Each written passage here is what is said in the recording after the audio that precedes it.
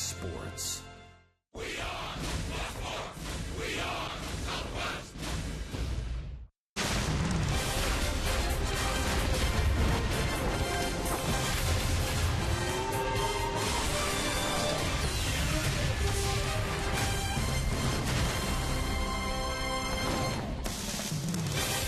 Texas Rangers baseball is presented by AT&T Ubers TV.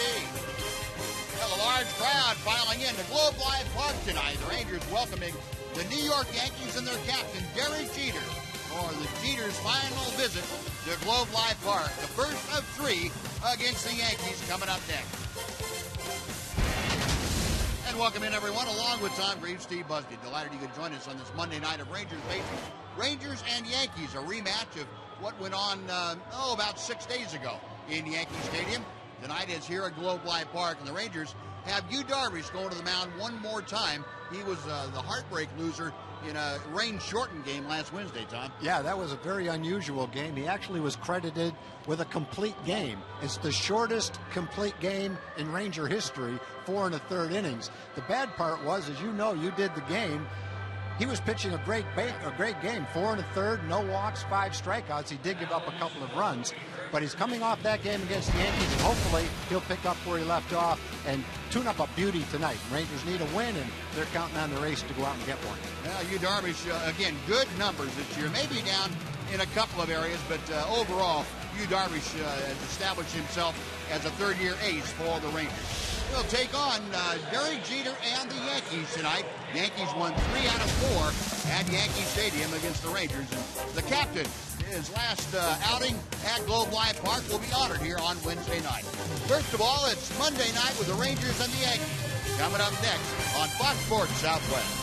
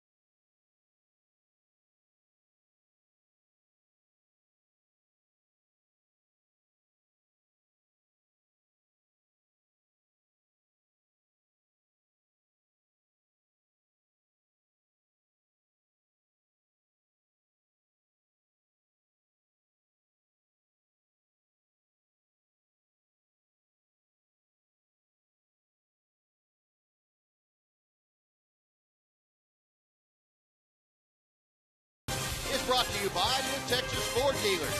The Ford Summer Spectacular Sales Event, now playing at a Ford dealer near you.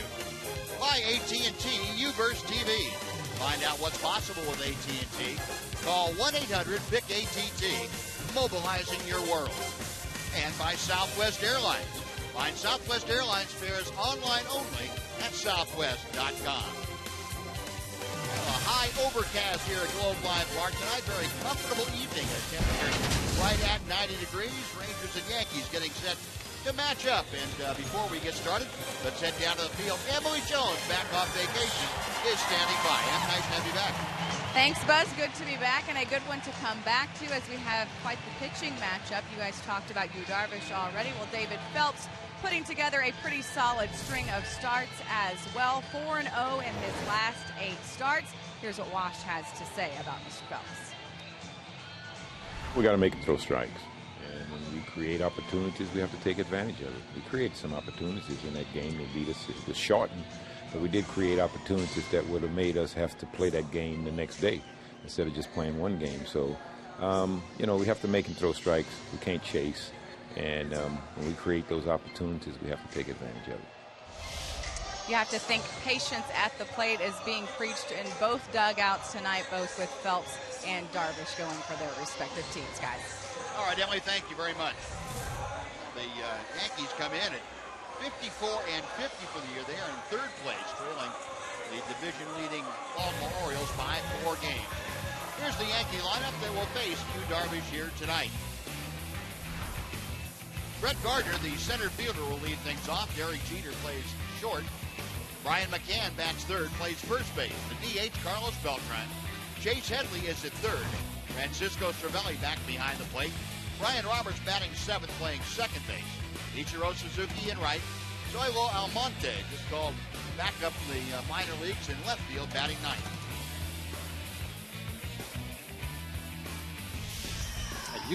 Yu Darvish on the mound for the Rangers, and we'll look at our Sonic scouting report.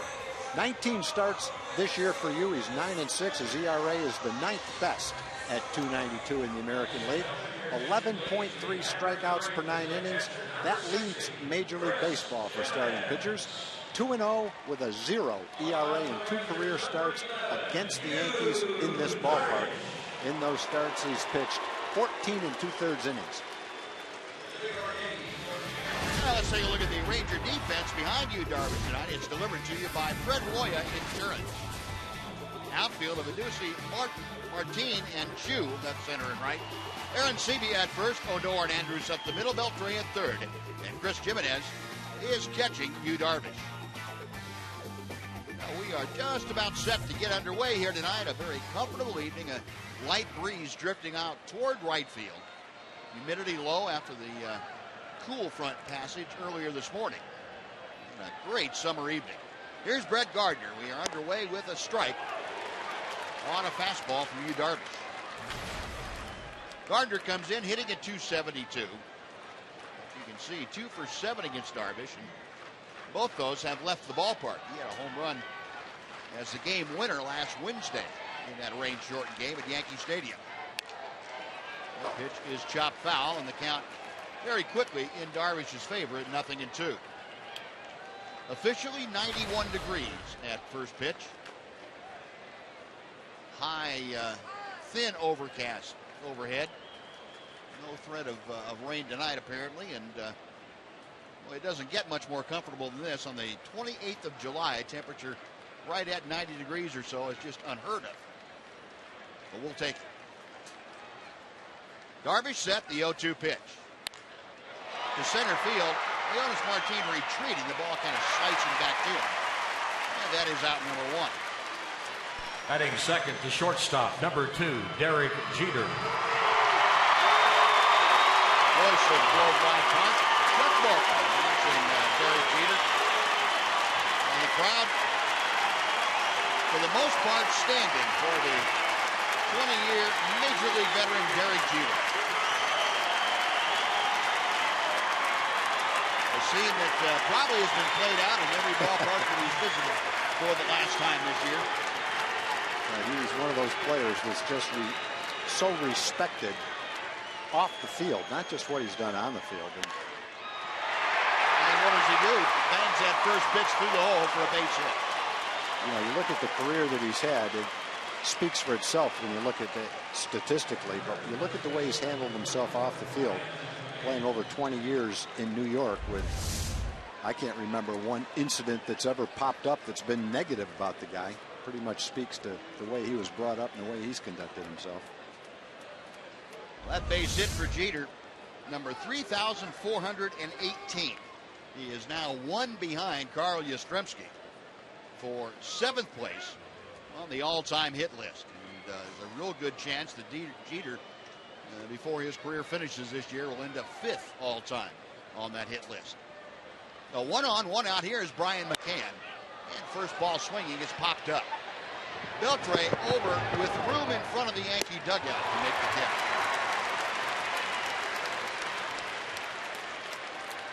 McCann fouls out. Now Carlos Beltran. Yeah, both Jeter and McCann swinging right off the bat at the first pitch. Both got fastballs.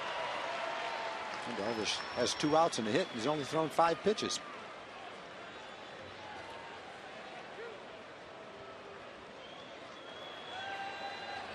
Last time these 2 teams matched up, the 2 pitchers matched up.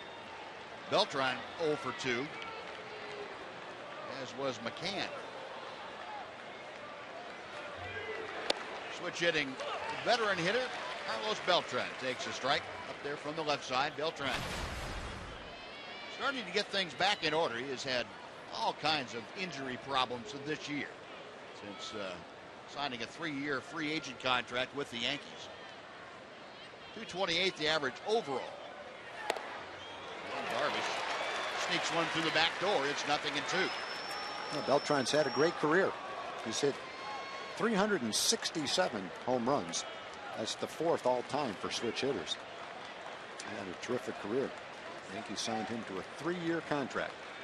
2 more after this one. Way inside all the way to the backstop. Down to second goes Jeter on the wild pitch. Now, Darvish maybe trying to overthrow that just a little bit.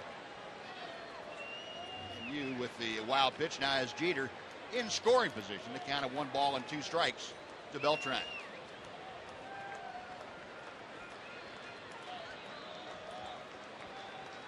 Darvish okays the sign, a check of second.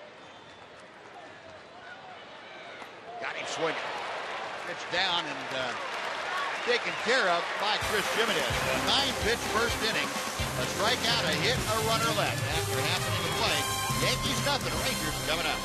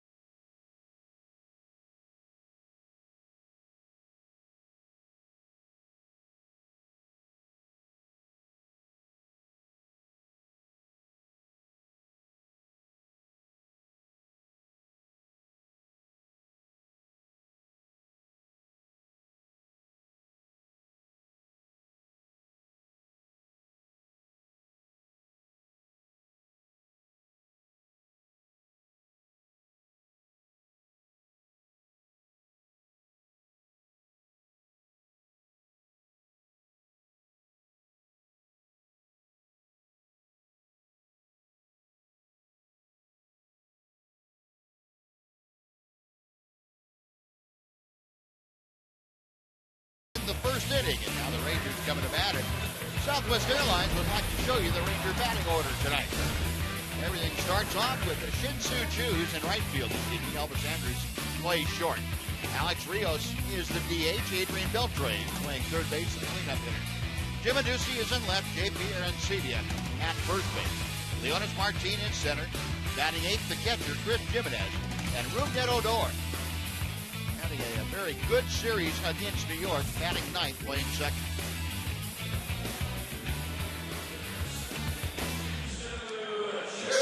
scouting report for David Phelps, Yankees starter tonight.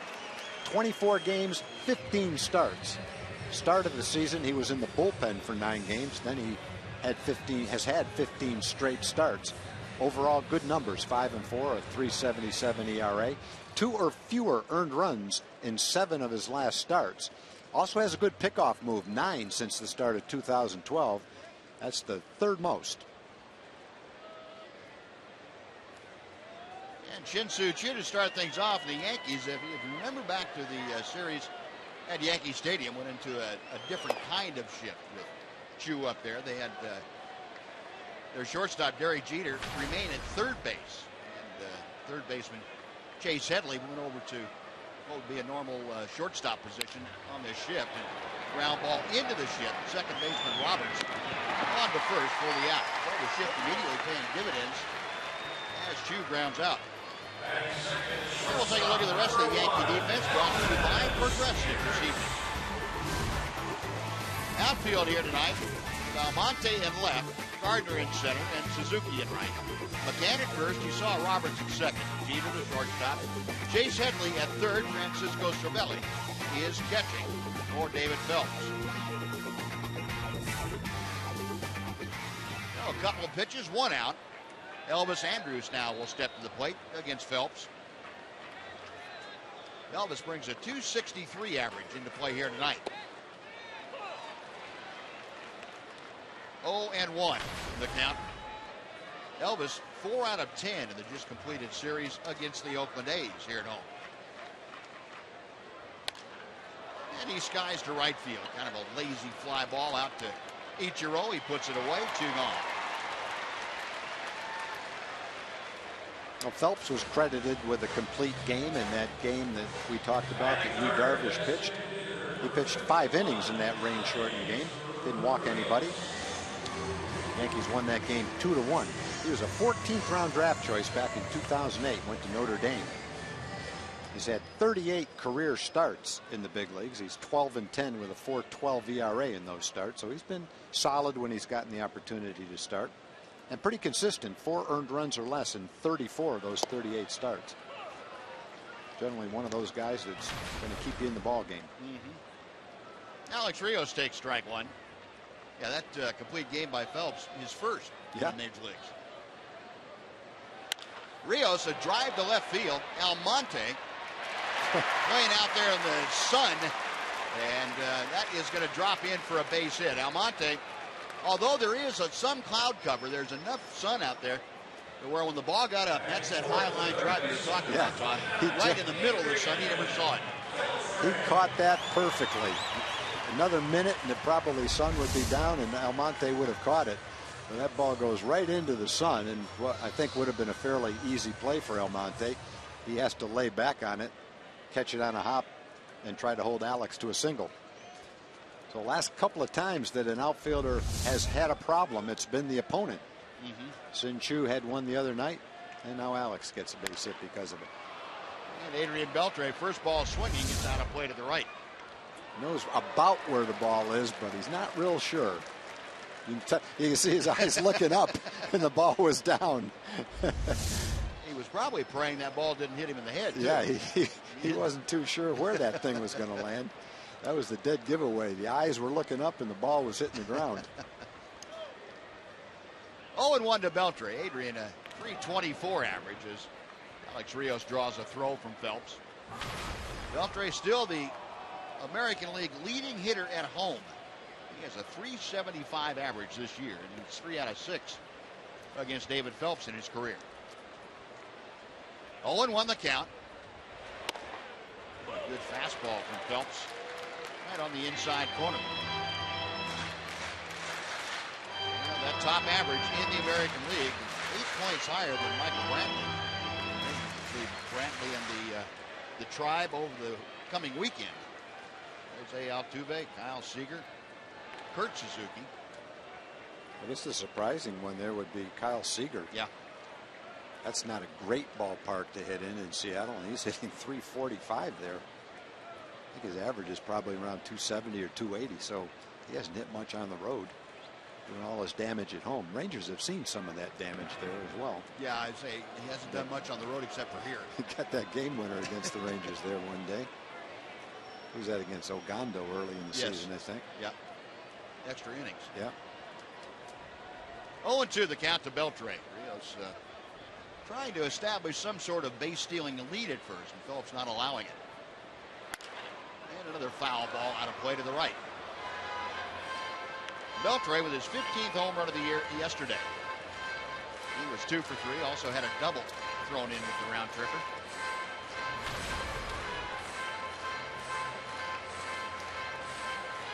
On the homestand, Beltre 4 for 11 in the 3 games. Awaiting another 0-2 pitch. To first base, under the glove of McCann and down the right field line. Rios around to third.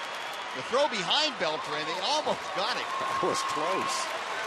McCann had gone back to the bag after roughing that ball, and Beltre almost took too big a turn.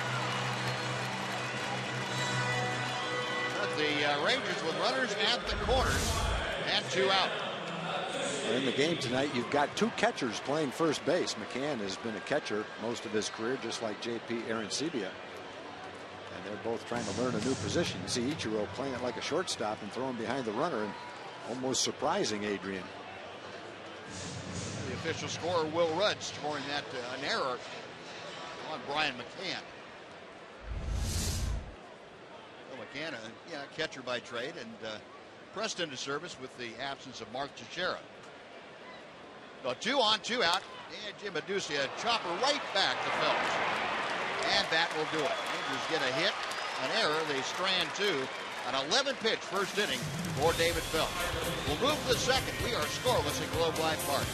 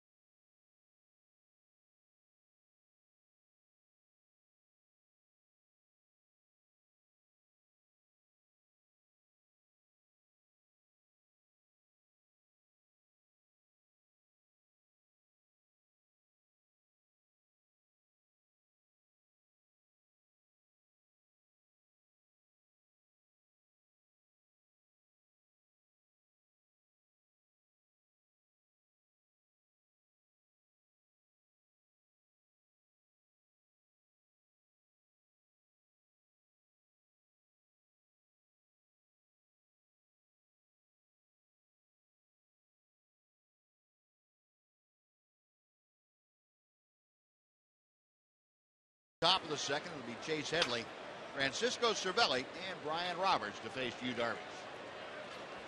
Great crowd on hand tonight.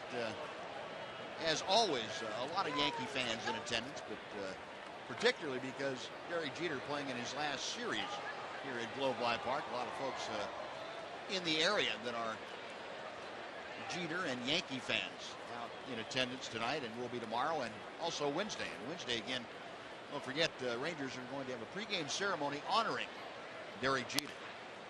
First ball swinging, hard hit ground ball, and kicked into foul territory by Arancibia, and Chase Headley is aboard. That hit the eject button in JP's glove. Well, both first basemen, again, they're catchers learning how to play first base. And You think first base is easy until you have to play over there when you've never played there before, and you find out it's not that easy. That ball looked like it hit the bag. Hit the bag. No wonder he didn't catch it. I'm ready to say he booted a ground ball, but that's a little tough to call that a boot when it hit the bag and kicked to the left like that. I think he was ready to make a nice easy play before it caromed the other way on him. Now that's going to be an error also. Both first basemen now charged with errors here in the early going. One on, nobody out. Cervelli, the catcher, is up there against Darvish. And that breaking ball hits the inside corner for strike one.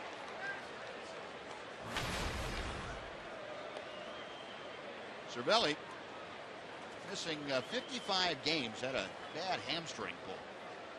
He has gotten back into the lineup, a .313 average. 2 for 2 in his career against Yu Darvish. And Darvish will get Headley going back to the bag.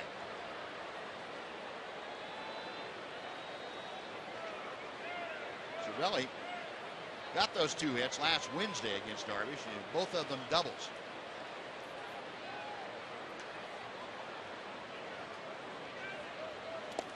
Pitch in the dirt. Nice block by Chris Jimenez to keep Headley at first. 1 ball, 1 strike. Thinking back to that game with the get another look at that block by Jimenez. Thinking back to that game, the doubles by Cervelli were right down the left field line. He got a couple of off-speed pitches that Darvish left up, and Cervelli capitalized on both of them. They're going to change the scoring on that ground ball from Chase Headley. Turn it into a single. I think he saw the same thing we did on the replay. Double play grounder. Odor to the bag himself. Back to first, and the tag finishes the 4-3 double play. Looked like a routine play for JP, but when it kicked the bag and deflected a little bit, it turned into more than a routine play. And that's why it was ruled an infield hit. Either way, Odor able to turn that pretty handily. Yep. Doesn't really matter after that perfect bounce. Hit the side of the mound and bounce right to him. The 99th double play turned by the Rangers this year. Well, that empties the bases now. 2 outs. And Ichiro coming up. Suzuki hitting at .273, but the Rangers saw him. Excuse me, Brian Roberts. My mistake. Roberts, the switch hitting second baseman. .239 average. 1 ball, no strikes. Darvish to the plate. Drop that slower breaking ball in.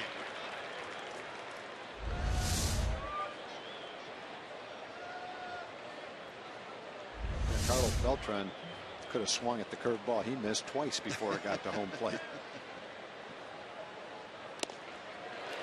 Rip and a miss on the fastball. 1-2 now. Yeah, good control so far for you. Thrown 17 pitches, 13 of them strikes. The Yankees certainly have swung the bats like they're convinced he's going to throw strikes. Definitely. They're going up there. First thing they see that they can hit, they're swinging at it. Now the 1-2 to Roberts. He makes that curveball foul.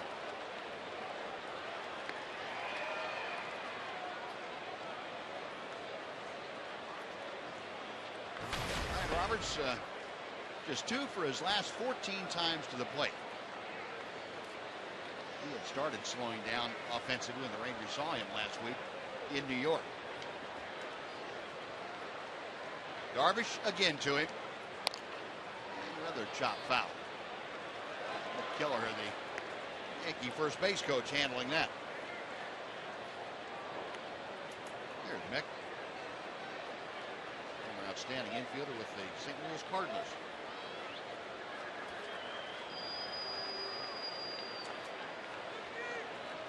A ball and 2 strikes. Darvish okays the sign. Now 2-2. Ranger outfield in a pronounced shift around to the left. But Jim Adducci only about 40 feet off that left field foul line. And Jonas Martin way over into left center field. Shin-Soo Choo favoring right center. Another chopper foul.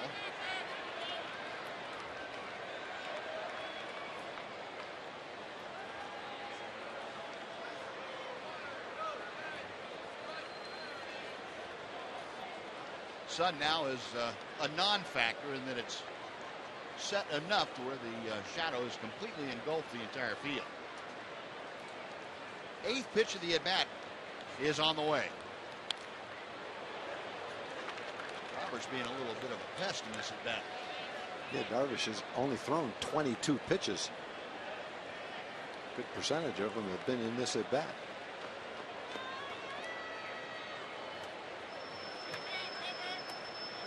Fox tracker showing that last fastball, the number 8 there, up almost out of the strike zone. Softly on one hop out to short. Elvis has it on to first, and a 9-pitch at bat comes to a close. Yankees get a hit, but the double play took care of that. After 1.5, we are scoreless at Globe Life Park.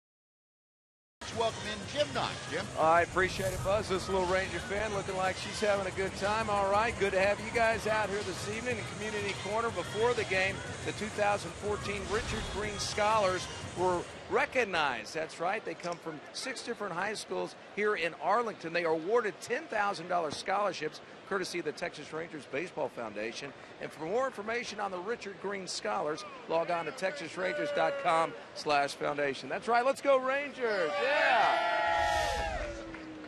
All right, Doxy, thank you. J.P. Arancibia, first ball swinging. It's a towering pop-up behind home plate. And just out of the reach of Francisco Cervelli, reaching back, but the ball was on the other side of the netting from him. So it's strike one to Arancibia. JP at the plate, a 147 average. He has 4 home runs, 13 driven in. But he has not fared very well against Phelps, although that one, a home run. Rip and a miss. It is 0-2. The Arancibia, Martin, and Jimenez. First 3 to do the swinging against David Phelps. JP with 7 RBIs since joining the ball club. Was started that last road trip. He has gone on strikes. Phelps running the fastball right on by him. That's 1 out. And Leonis Martin coming up. Well, fans, it's time for you to tweet your photo for a chance to have it shown on our upcoming broadcast. And so all thanks to the good folks at AT&T.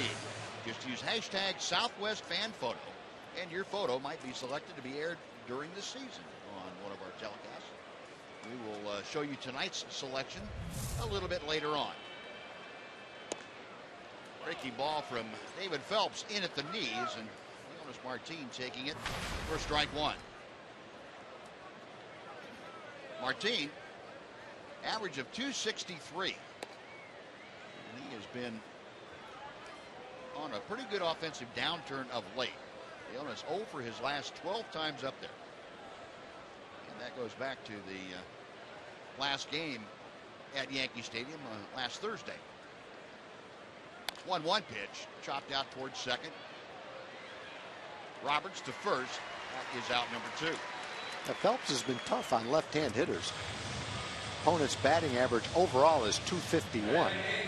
Against lefties, it's 223. He can get that cut fastball in on the fist a little bit, make it kind of tough for him. Mentioned in our scouting report that in his last 8 starts, he's undefeated. He's 4-0 in his last 8 starts with a really good ERA. And he's given up 2 earned runs or less in 7 of his last 8 starts. So he's on a pretty good roll. He has 2 out here in the Rangers second. Chris Jimenez, the catcher, takes the first pitch just off the outside corner. That is ball 1. Chris, a 268 average. No home runs, 11 driven in. He's reached safely in half of his last dozen plate appearances, either by a hit or a walk. Count evens at a ball and a strike. Well, the crowd is really filling in. It's a big crowd. Sure is. Yankee crowd, Derek Jeter crowd tonight. Probably for the next 2 nights as well. 2-1. And Derek Jeter, and again, the Rangers will honor Jeter with a pregame ceremony here on Wednesday night. And if you'd like to come out and you haven't gotten your tickets yet, you better do that pretty quickly. The good ones are just about ready to be gone. Jimenez turns and pulls one well foul down the left side. Home run depth, but not quite straight enough. 2-2. As always, if you want to get Ranger tickets, it's TexasRangers.com, and you can also call 972 Rangers if you'd like to.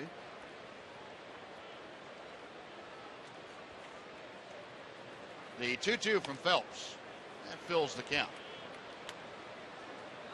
So Jimenez trying to extend this Rangers second inning. He'll be followed by the number 9 man, Rougned Odor.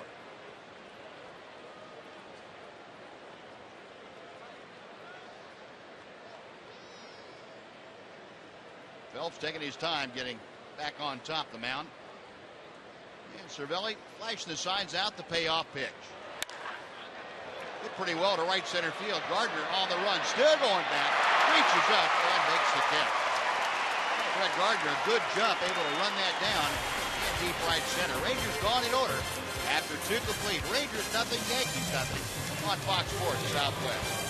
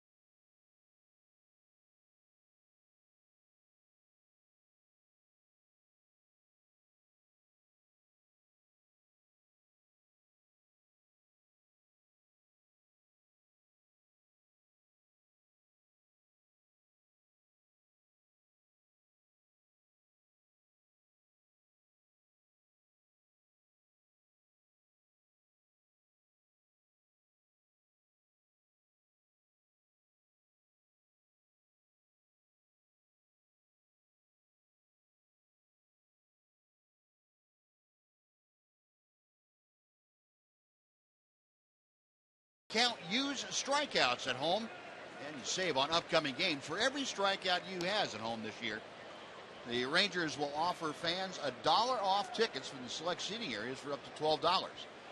$12 off total. Watching you tonight, he already has one strikeout against the Yankees. Tomorrow you can visit TexasRangers.com/strikeout and use the coupon code strikeout to take advantage of this great offer. We'll follow that up, a Coors Light cold hard fact for you. Brought to you by Frost Brewed Coors Light. Yu Darvish, 657 strikeouts in the first 80 games of his career. That's the most strikeouts through 80 games in a major league career by anyone.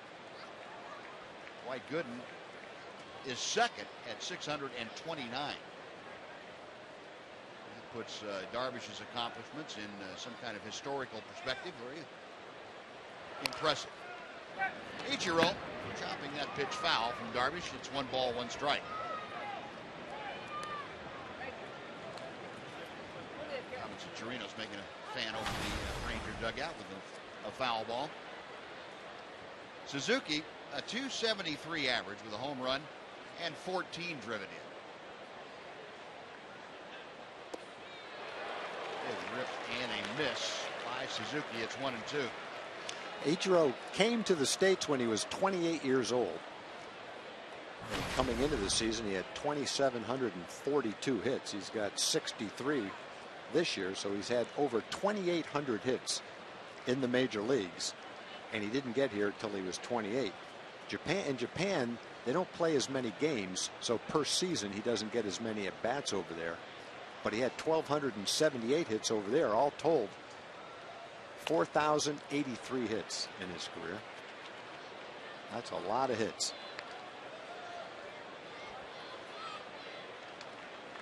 Yu Darvish, who has had problems with it, he threw him a pitch, though it's going to be tough for him to hit. Yeah, you know what? It is tough for him to hit, but he's probably got about 15 base hits on that same pitch.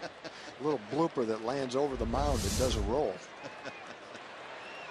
Another 1-2 pitch from Darvish. And fouled straight back.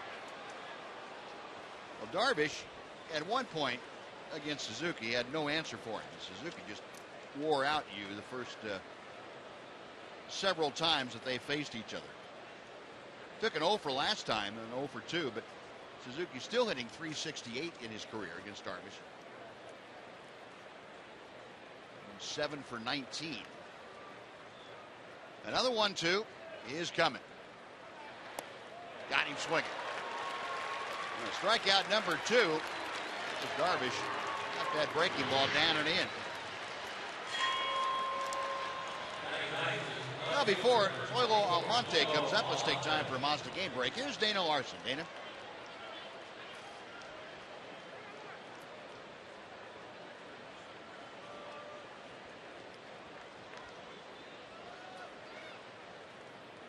Right. All right, Dana, thank you. The Blue Jays just finished a series win against the Yankees in Yankee Stadium. So they're starting to play pretty good baseball. They won 2 out of 3 against the Rangers. First pitch to Almonte is in for a strike.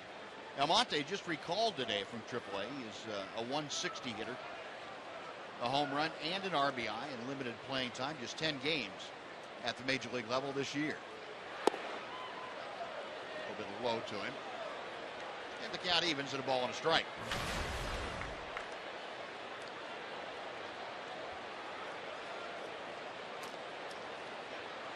Almonte, 34 games last year with the Yankees. This year you saw the season numbers at AAA for him. 2-1.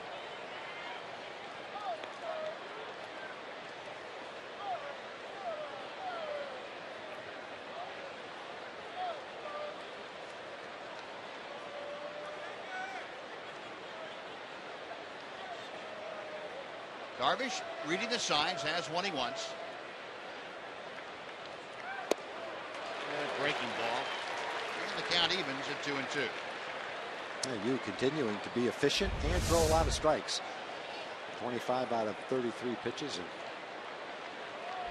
hit strikes. Some of them might not have been in the strike zone, but the batter swung at him. That counts as a strike.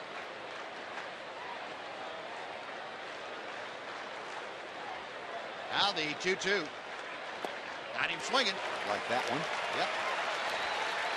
Back-to-back strikeouts on breaking balls, and both Suzuki and Almonte down wave him in the air. 3 strikeouts. Back to the top of the order. You got a lot of different types of breaking balls. You can make it curve in a lot of different ways.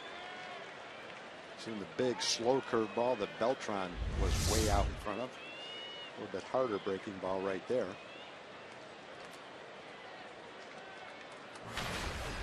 No, base is empty for Brett Gardner.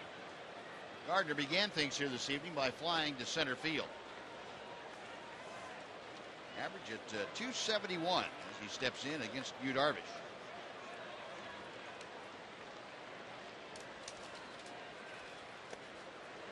One ball, no strikes. Gardner in a bit of an offensive slump. The homestand just completed by the Yankees. Gardner was just 6 for 31. That's a 194 average. And a high fly ball, well hit to right field. Ju is going back. He is at the wall. That ball's gone. Gardner, who had the game winner last Wednesday against Darvish for the home run, hits number 11 here tonight, and the Yankees jump out in front 1-0. Well, Gardner turned on that inside fastball. Looked like it was on the inside corner, but let's take a look and see if it was or not. Is it on the inside corner? Nope. That's called center square right there. Gardner with 11 home runs this year. That's 3 more than he's ever had in the season. Prior to this year, 8 last year was the most he'd ever had. And there's a lot of the season left. And Jeter going to right center field. That ball's well hit. Slicing away and 1 hop into the seat. And Jeter, who singled his first time, follows up the Gardner home run with an opposite alley double. That is double number 536 in Jeter's career. That's the most in Yankee franchise history.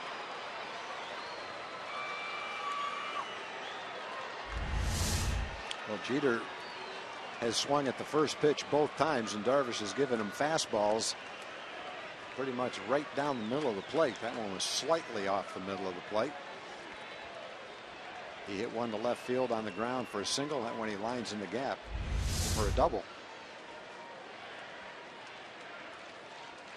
Well, now with Jeter at second, still 2 outs.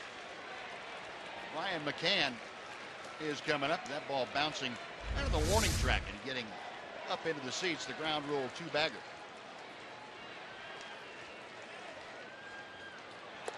McCann takes a breaking ball for strike 1. Jeter now, with 2 hits tonight, has tied Carl Yastrzemski for 7th on the all-time hit list, 3,419. That's a lot of running around the bases. I guess. Slow hook. That one drops over. Well, the Yankees hit the fastball. Gardner and Jeter. He was going a little bit to the breaking ball against McCann. Not going to give him a fastball to hit. Here's Gardner. His 11th home run, a career high for Gardner. Jeter at second. And the fastball calls strike 3. A little cutter, and McCann caught window shopping. That'll do it for the Yankees. But they get on the board, a run on a couple of hits. Brett Gardner's home run. After 2.5, 1-0 New York.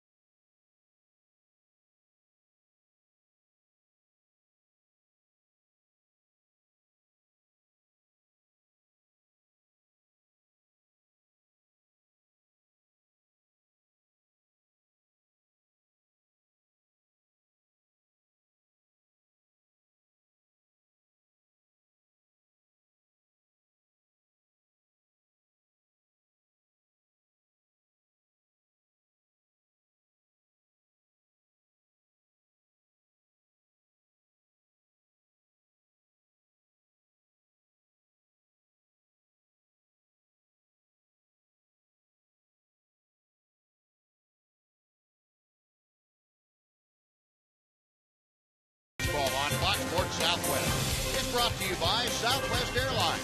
Find Southwest Airlines fares online only at southwest.com.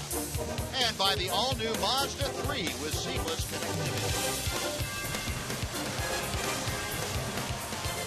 Brett Gardner gives the Yankees a 1-0 lead with his home run in the top of the third. Now the Rangers come to bat in the bottom half. They will try to get at least tied, if not ahead, against David Phelps. Rougned Odor, the number 9 man, to lead things off. Odor, a .273 average. It's that first pitch from Phelps in at the knees for strike 1. Rougned had 3 home runs, 20 RBI. And that .273 mark is good for third among rookies in the American League. Hits this one hard on one hop, though, for Brian Roberts. One gone. Right fielder, Shin-Soo Choo. Phelps now has retired the last 5 Rangers he's faced. Back to the top of the order for Shin-Soo Choo.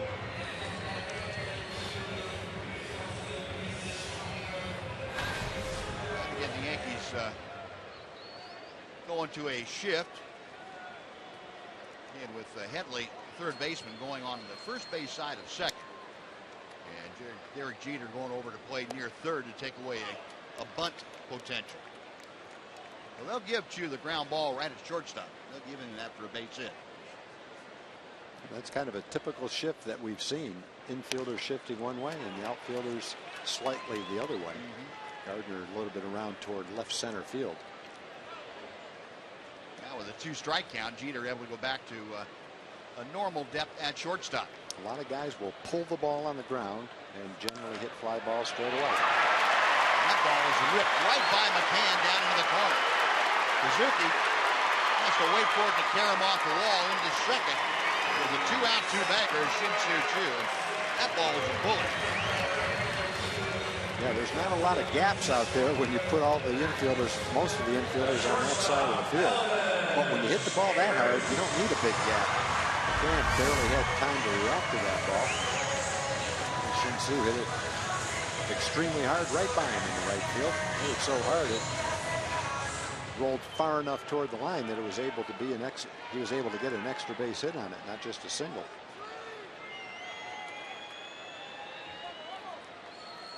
The second hit of the night for the Rangers. And with Choo at second base and just 1 out. Elvis Andrus at the plate now. And the first pitch hits him. Phelps trying to come inside with that fastball. And he came inside all right. At about the left elbow. Girardi not real thrilled with what he's seeing right at the moment. No, I think he was kind of hoping that Adrian Beltre wouldn't get an at-bat in this inning. And unless Alex hits into a double play, he will get an at-bat. That ball lancing off of Elvis's elbow and took the collarbone of Francisco Cervelli on. Even though it's padded, that can't feel real good. Here's Rios. Pitch outside for ball 1. Alex, a base hit to left in that first inning. Hit a sharp ground ball through the hole. He's got Choo at second, Andrus at first. Rangers trailing 1-0, but making some noise here. They are 0 for 1 so far tonight with the runners in scoring position. And Phelps this year has pitched very effectively when he's had men on base, and particularly in scoring position.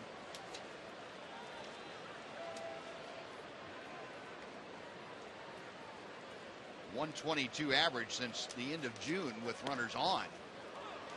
There's a strike. Opposing teams in that same time span 0 for 16 with runners in scoring position.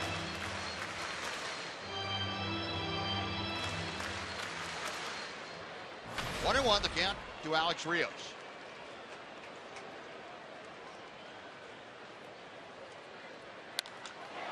The right center field. Gardner got a pretty good jump on it, so he's able to track it down. Choo went halfway, so he's back to second, staying there. And that is out number 2. Will bring up Adrian Beltre.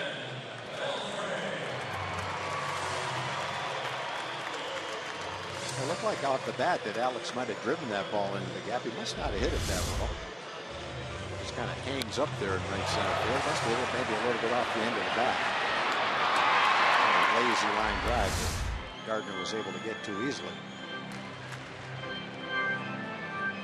Cervelli out there to talk to David Phelps momentarily. The Ranger lineup, the way it is, Beltre is probably the one guy you do not want to beat. Sure, they talked about how they wanted to pitch to him when he got into a situation where a base hit could hurt you. And the first pitch is high and outside for ball one. Beltre aboard via an error his first time up. See, this year he's hit just a tad better with runners in scoring position than he has overall. Overall average 323. 2-0.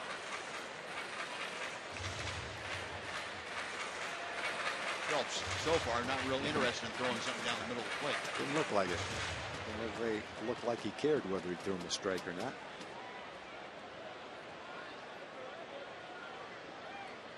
Phelps bearing in for the sign. Now is set. And that's just off the outside corner. 3 balls and no strike. It pretty much speaks to the type of season that Adrian's having and how he stacks up in the Ranger lineup, that with men on first and second, at least 3 pitches into it, it's not an intentional walk, but he certainly has shown no inclination to throw him a strike right here with men on first and second. And that is a called strike, just touching the outside corner. Well, 3-1 to Adrian.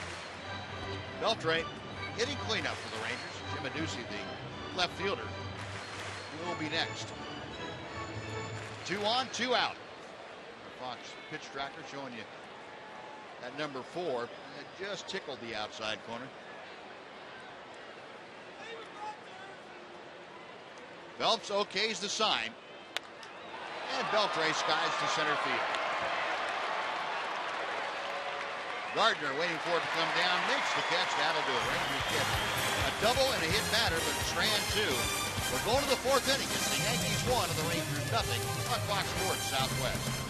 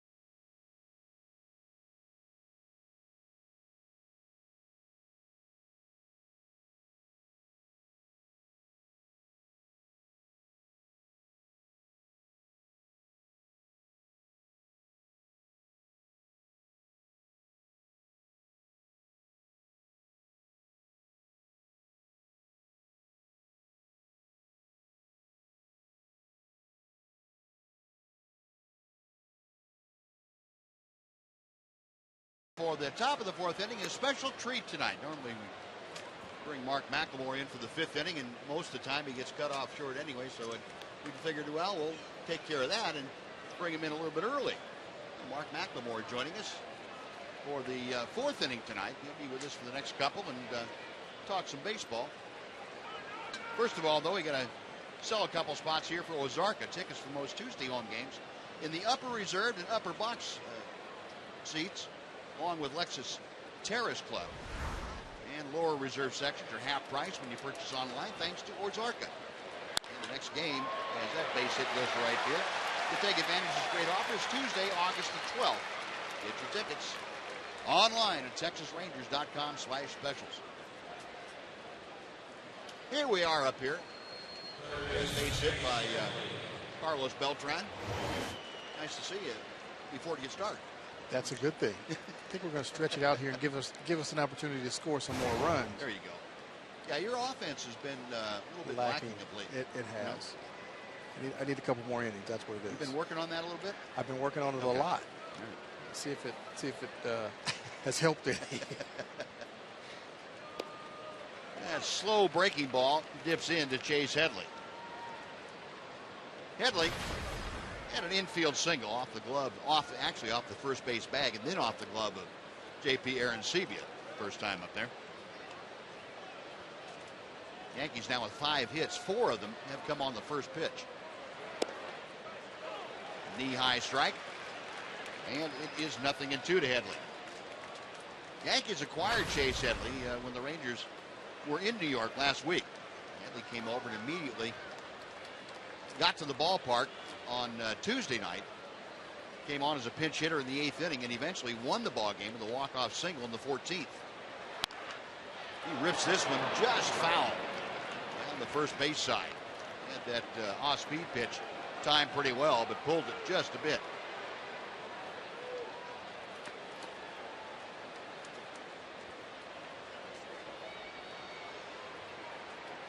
So 0-2.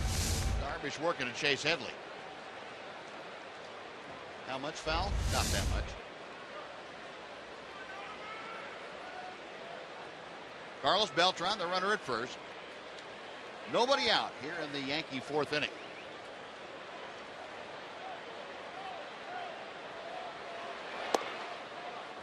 Breaking ball down and in.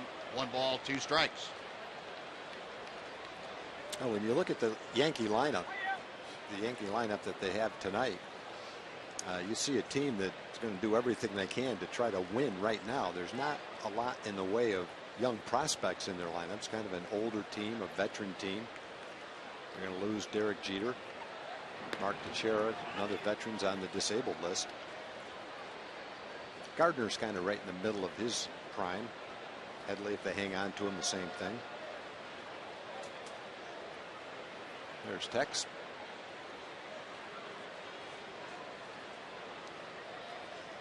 That doesn't count. A-Rod. He's under contract. Out of play. They may not be counting A-Rod. I don't know that for sure.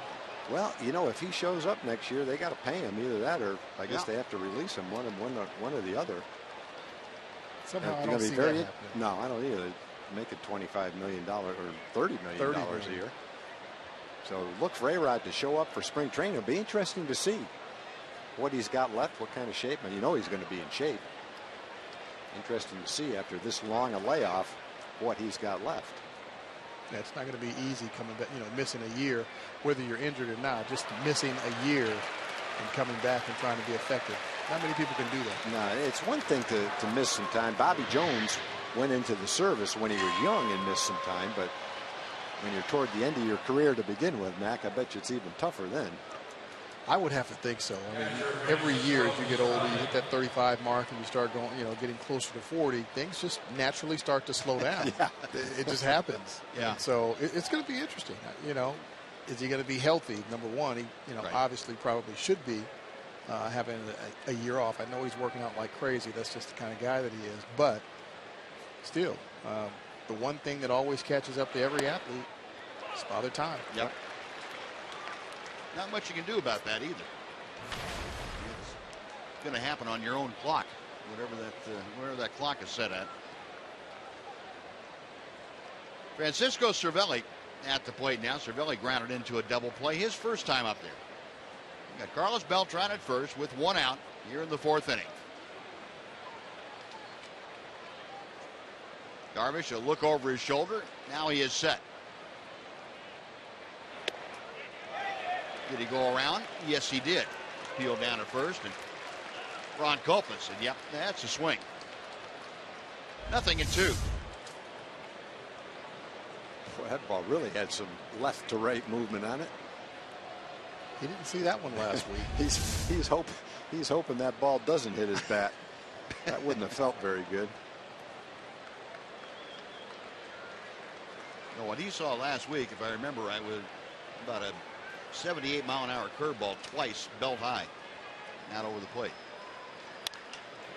And he lines one into center. Here comes Leonis Martin, but it's down for a base hit.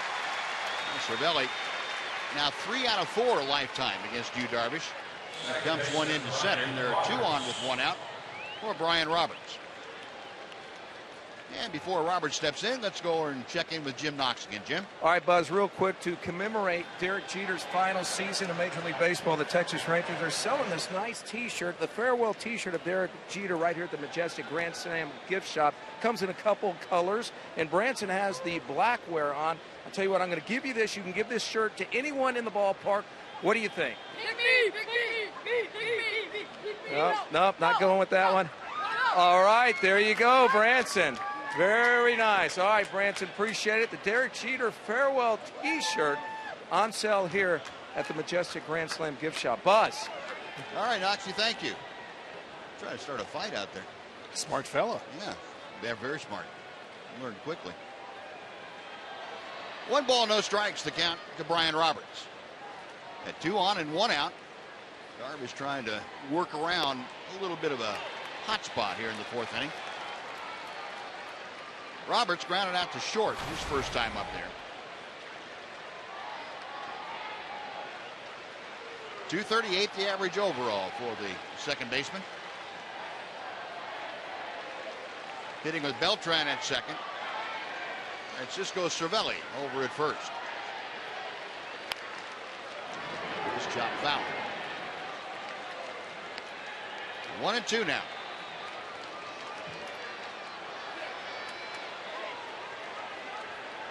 You know, Buzz, last time Darvish pitched, we talked about the pace and him having that nice, quick pace. It seems to me like tonight he's not in that mode. It looks a little bit slower. Yeah, I would agree with you. And he's had to work in the stretch in every inning. With people on, I should say, from every inning. And sometimes that in itself will slow you down. You get in trouble and you're just not quite ready to make that next pitch, and you tend to lose some of your aggressiveness. And I think, we saw Gardner hit that home run off of Darvish in New York, and he had a lapse of about 2 hitters after that. And he almost did the same thing here tonight. Jeter came up and hit the first pitch after the home run into the gap in right center for a double. And Darvish able to calm down quickly there. He gets a swinging strike 3 here. Roberts, the 6th strikeout victim for Darvish tonight. 2 gone. Ichiro coming up. Roberts has seen a lot of pitches tonight. They had a long at bat the first time up, and he's been able to get a piece of a lot of pitches. He's had a lot of swings, hasn't made a whole lot of solid contact, and finally Darvish threw him a breaking ball he couldn't make any contact on. Dropped a little bit out of the strike zone, got him to swing and miss.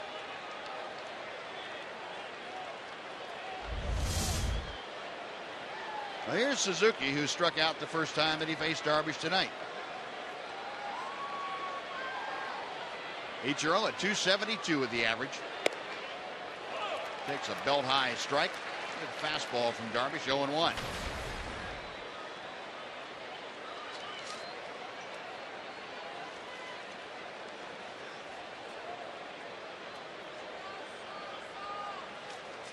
Suzuki now just 3 hits in his last 20 times to the plate. Tried to take that with him, slap it by, and he topped it foul. So Darvish again, the advantage in the count at 0-2.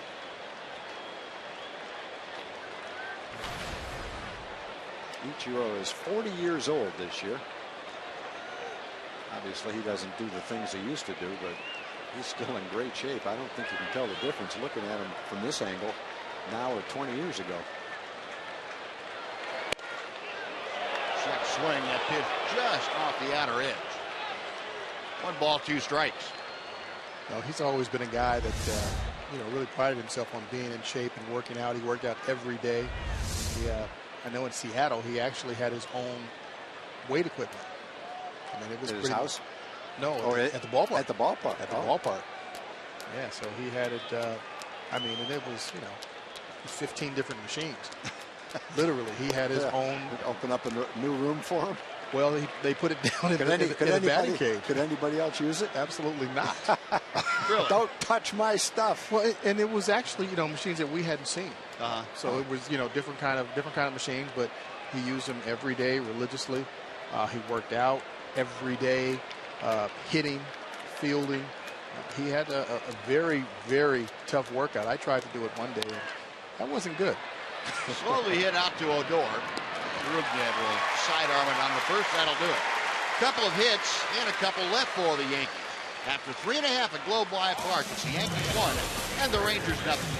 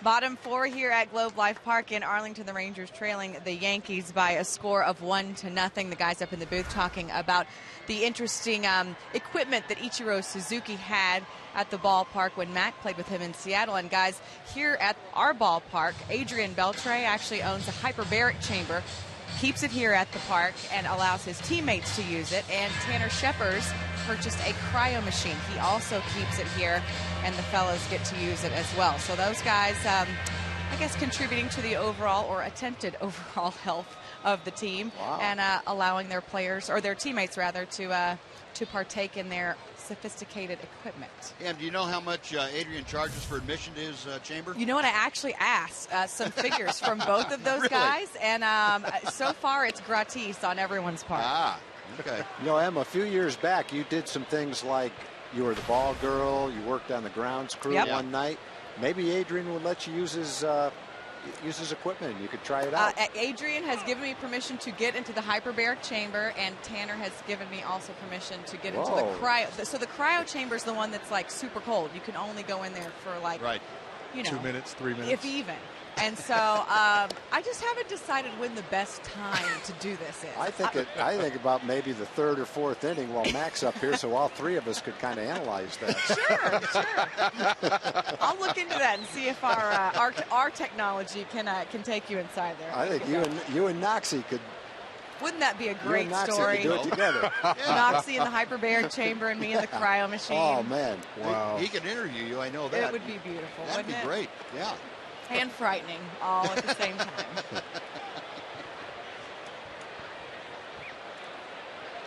Here's Adrian. 1-2 the count to Jim Adducci leading off the Ranger fourth. Phil's missing inside to even the count. Beltre talking with Robinson Chirinos and Adam Rosales there on the Ranger bench. 2-2 pitch coming. It's out of play. Adducci, one hopper right back to the mound. ended the Ranger first inning. Jim at 278 with the average.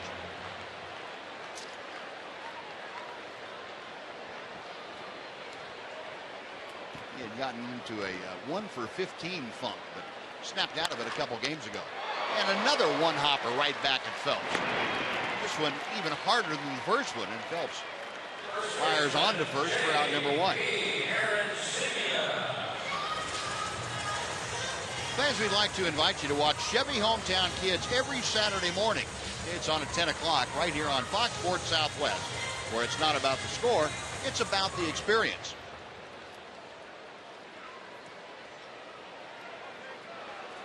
One gone, J.P. Arancibia now stepping in. Festive fans out here at the ballpark. Big crowd.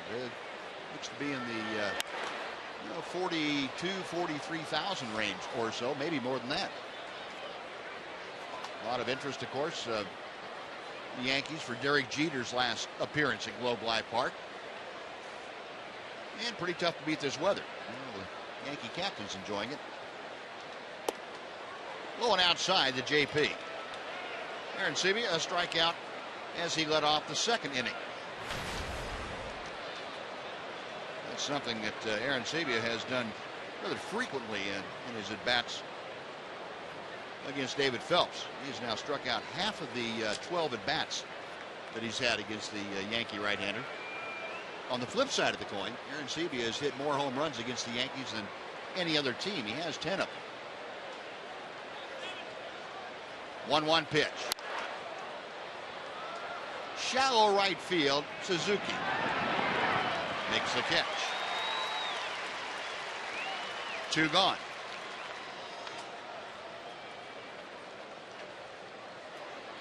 Now Phelps will deal with Leonis Martin. Phelps is pitching another good game. We've talked a couple of times about the pretty nice roll that he's on. In 7 of his last 8 starts, he's given up 2 earned runs or less. He had the win in that 5-inning complete game against the Rangers. Doesn't look like an overpowering guy, but he makes a lot of good pitches. Off speed, that's over to Leonis. Yeah, the only run that Phelps gave up to the Rangers was in the 3rd inning of that game in New York. Martin had a leadoff single. Ended up scoring on a double play grounder.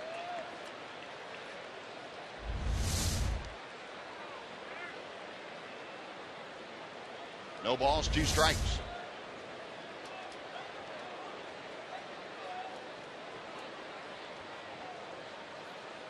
Phelps into the wind, the 0-2 pitch.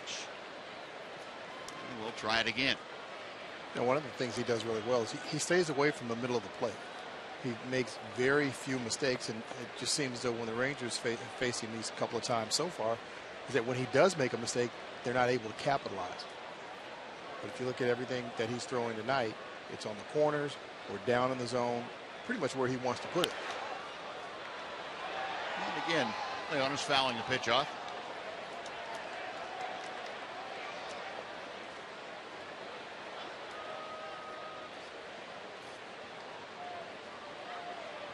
Phelps again with an 0-2.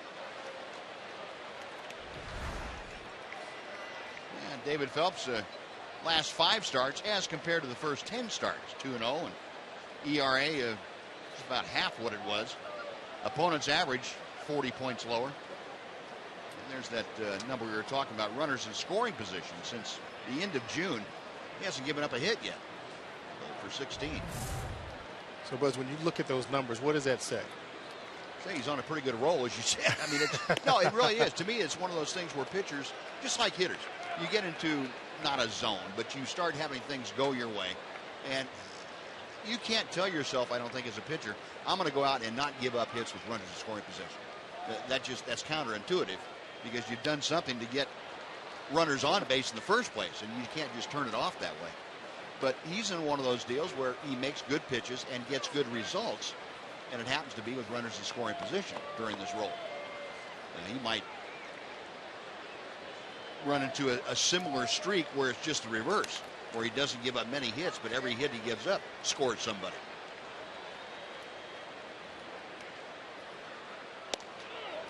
Inside corner, call, strike 3. Leonis was hoping for better than that. Lance Barrett, though, took his time and rang him up, and that'll do it. Rangers out in order. After 4 complete, it's the Yankees 1 and the Rangers nothing on Fox Sports Southwest.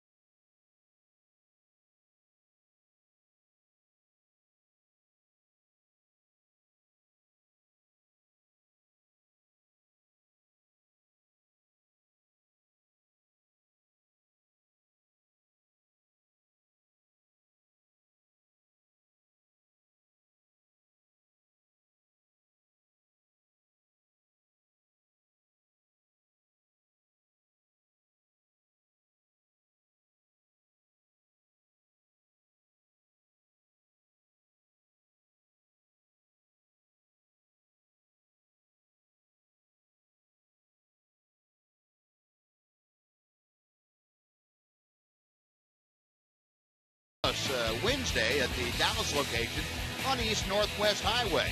Don't miss the chance to win great prizes and meet one of your favorite Rangers at Whataburger. It's coming Wednesday. There's Robinson. And Benji Molina keeping company down there. Good guy to hang next to during a ball game. And if you happen to be a catcher and you hang around Benji, you're going to learn some stuff. It looks both like this year Robinson has done a pretty good job hanging around Benji and learning a lot about catching, because he's better than he's ever been this year. It's amazing, Tom, to think a few years ago, 3 years ago, he hadn't caught. He was an infielder basically and trying to learn how to catch. Well, that's pretty good progress. Sure is. Doyle Armonte takes high for ball 1. Let's go down to Emily Jones. Well, you were talking about that relationship between Benji Molina and Robinson Chirinos. I spoke with Robinson at length right before the All-Star break just about his successes early in the season and where he felt like that transformation came, especially when it came to his ability to throw runners out. And he said that he worked specifically with Benji and also with Giovanni Soto in spring training to really cut a little bit of the I guess delay in his throws to second base to catch a runner stealing, and he feels like that's contributed directly to the success that he's had in being able to do that so far this year. Thanks, Em. Yeah, that really is, if you think back to last year, watching Chirinos throw and catch, he looks a lot more comfortable. He looks a lot quicker. Matt, you can talk about the importance of footwork, getting rid of the ball quickly. He looks very comfortable behind the plate, doing everything that he's doing, calling the game, receiving the ball, blocking the ball, throwing runners out, obviously, and even the pickoffs. He just looks very comfortable, and I think that goes a long way in the confidence that he's got from working with Benji. Especially pickoffs. There are a lot of catchers that don't like to do pickoffs. They don't even like to throw to second base on a steal. Right. So having that confidence at such an early stage in his catching development is tremendous for him. Big slow hook drops over to Brett Gardner. It is strike 1. 66 miles an hour. And there are a lot of Texas highways where you wouldn't get a speeding ticket for that. Gardner, the difference in the game thus far, he cranked out his 11th home run last time up into the Ranger bullpen in right center. A 380-foot blast, his second home run against Yu Darvish in as many outings.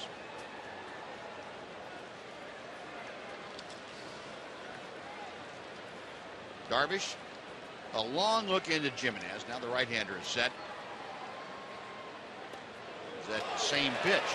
This one even a mile an hour slower. Wow. Keep throwing it. Scott Kazmir threw that changeup one right after the other. Gardner's taking the fastball out of here. See if he can hit something slower. He can't hit that pitch. No, he cocked it and getting ready to hit that thing twice while that ball was in the air.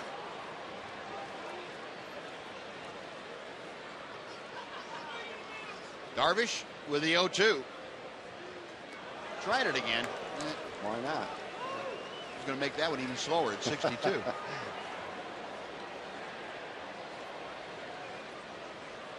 Darvish tonight, a 32-mile-an-hour range from the high end of the velocity at 94 to the low end, that last pitch at 62. 1-2 count. And he ups it by those 32 miles an hour and missed a little bit low. 2 balls, 2 strikes.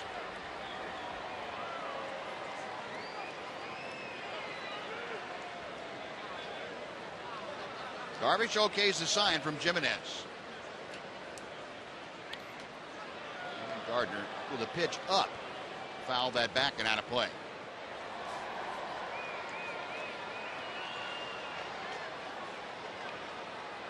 "66 pitches so far for Yu Darvish. He has 1 out here in the 5th inning. This is the point where he was finished with the ball game last time. The rains came, the tarp stayed off for a little while. And Gardner drives this one to right center field. Up the alley, long run. It is gone. Home run number 2 of the night for Brett Gardner on a 2-2 pitch, and the Yankees lead it 2-0.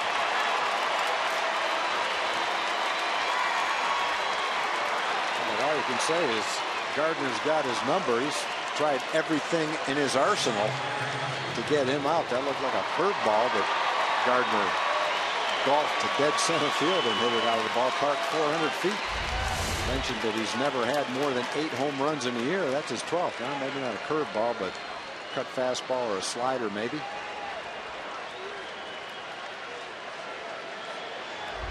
Home run number 12 for Gardner. Now here's Derek Jeter. He takes that first breaking ball in for strike 1. Brett Gardner, 2nd home run of the night. This one to almost dead center field. And Yu Darvish can't believe it. Jeter 2 for 2 tonight.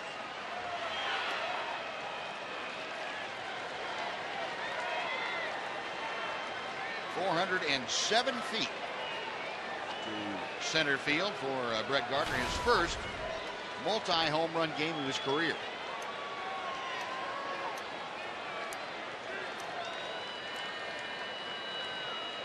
Darvish ready to throw to Jeter with a 1-1 pitch.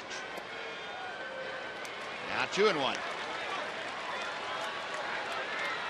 Look at the Ford leaderboard for you. All-time hits leaders. Barry Jeter tied with Carl Yastrzemski. 11 behind Honus Wagner. Tris Speaker probably out of reach for Jeter. And when you end up talking about ending up with those guys on either side of you, that's pretty impressive. That's very impressive. 2,400 hits. I don't think if I had that many at bats. He's had, I think, 10,000, more than 10,000 at bats. Wow. The 3-1. Ball 4. First walk of the night issued by Yu Darvish. Well, the same kind of reaction from Darvish each time that Gardner hit a home run in New York and twice here as the next hitter reached base also. And Yu was pretty much mowing him down. A little break in concentration, a little frustration, whatever you want to attribute it to. Gardner setting the table for, in this case, Derek Jeter. I think last Wednesday it was for Jacoby Ellsbury, who is not playing tonight.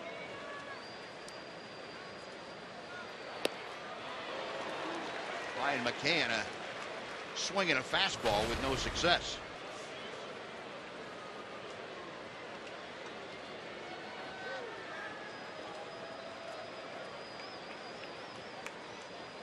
McCann 0 for 2. He has popped out and struck out tonight.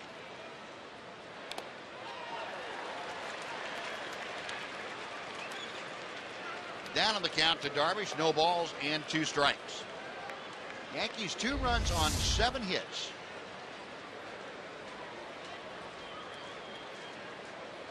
Oof. Those shin guards help, but that still hurts. I would think so. Darvish a check of first. And McCann drives one. Dead center field. Our team going back. Has a play. Makes the catch. Jeter was all the way around second. Here comes the throw and not in time. Jeter able to retouch second on his way back to first and just beat Leonis' throw. Leonis launched that from 400 feet, 407 side of right center field, a one-hop throw, but Jeter was able to get back. Shows you how hard Gardner hit his ball, because it looked like McCann hit a line shot that was going to go right to the wall too. Now maybe McCann was playing a little bit deeper, but the ball that Brett Gardner hit went 20 feet farther than that. I thought McCann hit his ball better. I did too. It sounded like it, and it sure looked like it off the bat. Well, that is out number 2, and Carlos Beltran takes that breaking ball for strike 1. Beltran 1 out of 2 tonight. Singled his last time up, struck out in the first. Average at 230, and the guy when we saw him last week at Yankee Stadium was scuffling offensively, just trying to get things back in order after all the time on the disabled list. That's pop foul and out of play. It's 0-2. Beltran has put together now a 5-game hitting streak. He has gone 8 for his last 19 trips to the plate.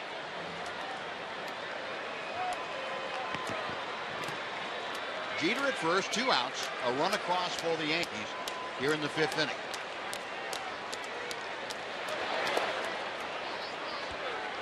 Now 1-2.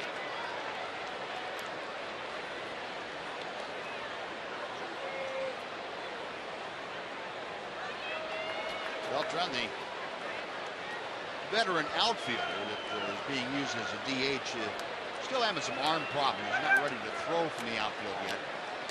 Trying to work back into being able to throw a little bit. But Joe Girardi mentioned today that it would probably be another 2 weeks before Beltran would be ready to test it in the outfield. Yankees, kind of like the Rangers, have been beset by injuries. Most of them have come recently. Swing and a miss, and Beltran is gone, and the Yankees are finished. A run on Brett Gardner's second home run of the game. We're halfway through the ballgame. The Yankees 2, the Rangers nothing.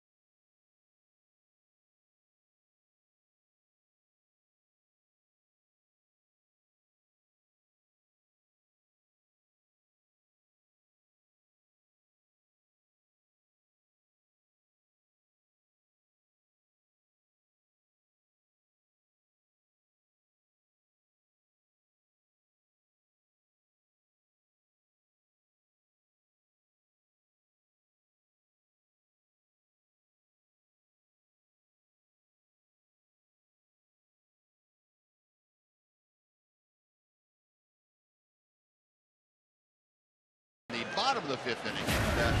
Take a look at our AT&T Uverse Rewind. 20 years ago tonight, Kenny Rogers facing the thin California Angels. Rusty Greer playing center field, diving all over the place. Takes care of the last one. Rusty Greer, he makes the catch.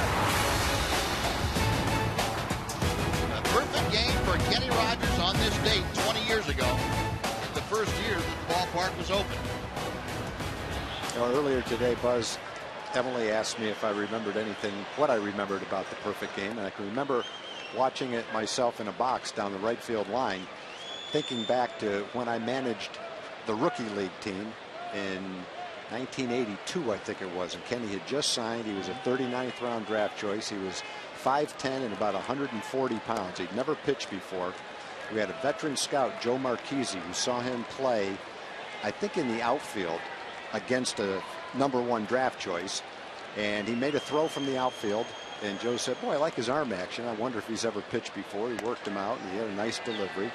Threw about 78 miles an hour, and so Joe Klein picked him in the 39th round, and he went to the rookie league. Couldn't use him in a game for about 6 weeks until he learned how to take a stretch and got a little bit more acclimated to pitching, but finally he did and pitched a couple of pretty good innings. Next year he grew a couple inches, put on 10, 15 pounds. He was an A-ball.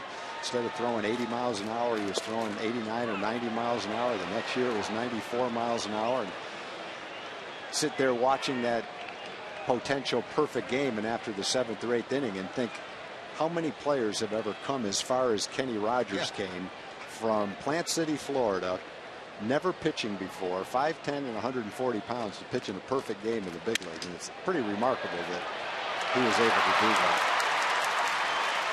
Chris Jimenez looking in a leadoff single here in the 5th inning. And it wasn't just a perfect game. It was a long, highly successful career as well. Sure was. Kenny, of course, a member of the Rangers Baseball Hall of Fame. Hard to believe that was 20 years ago today. Yeah, it sure is. You know, Kenny, coming from a guy that had never pitched before, developed a very good pickoff move. He was a very good fielder. Took a lot of pride in all those little things that helped make him the pitcher that he was. Runner on the move and a chopper to second base. Odor will be thrown out by his counterpart, Brian Roberts. On to second is Chris Jimenez. He's there with 1 out now for the top of the order. Now let's take time here for a Mazda game break. Once again, here's Dana Larson.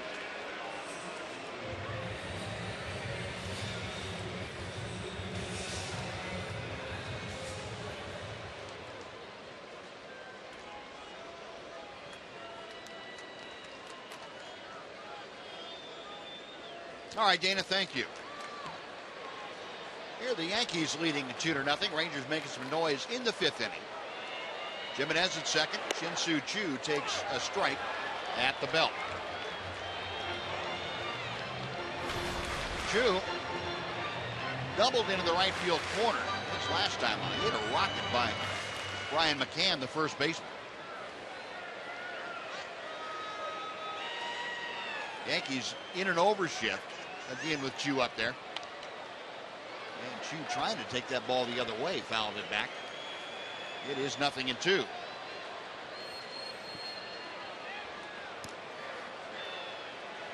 Rangers tonight 0 for 3 with runners in scoring position. We already told you how tough David Phelps tends to be in these situations.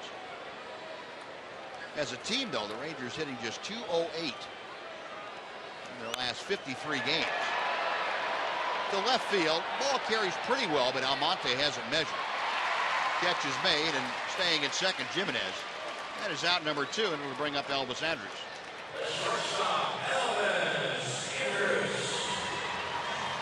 Now let's take a look at our Chevron announcement of the starting pitchers for tomorrow.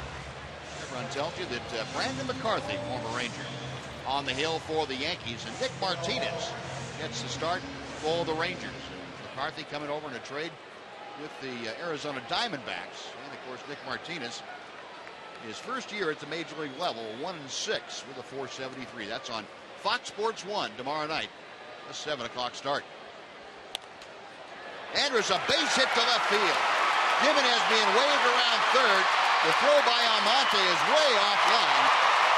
And Elvis Andrus with the RBI single makes it a 2-1 Yankee lead.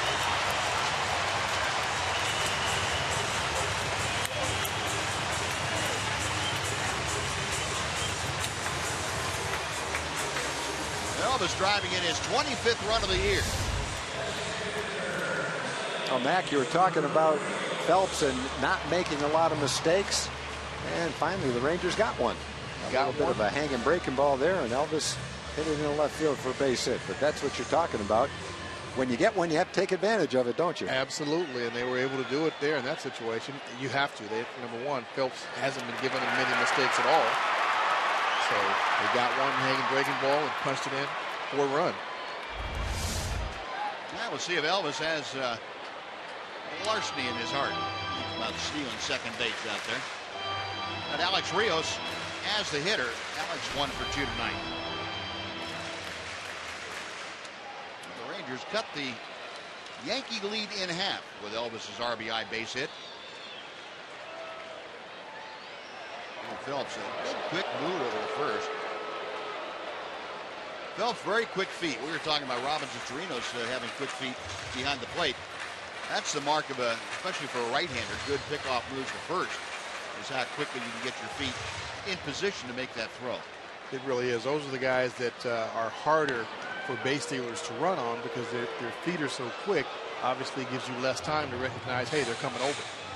Any right-hand pitcher come to mind for you when you were thinking about stealing a base that had that kind of a quick move, quick feet like that? Mike Mussina had some pretty quick feet. He could get around and get it over there pretty good. That's probably the one that comes to mind, you know, right off the top of my head. But there are a couple of guys that had quick feet that I just really didn't like those guys. We were talking about Phelps. He has 9 pickoffs since the beginning of 2012. Johnny Cueto has 12. He has the most for a right-hand pitcher. 1 ball, no strikes to count, and the pitch is in to even things up.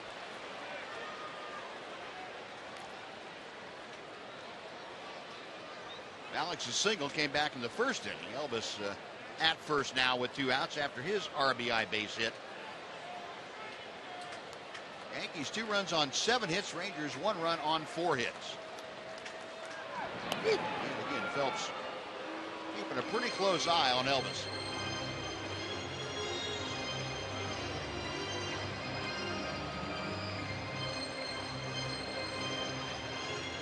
Outfield plays Rios maybe a step around to the right. The infield plays him as a pull hit.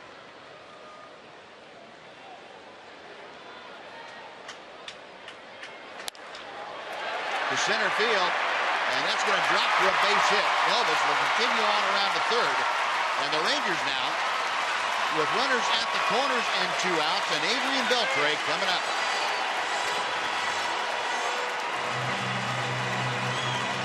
Well, Phelps got Adrian the last time, men on first and second. He went to a 3-0 count. We were wondering if he was even going to throw him a strike. He did, and he got him to fly out. Now he has a chance to try to do it again, this time with first and third.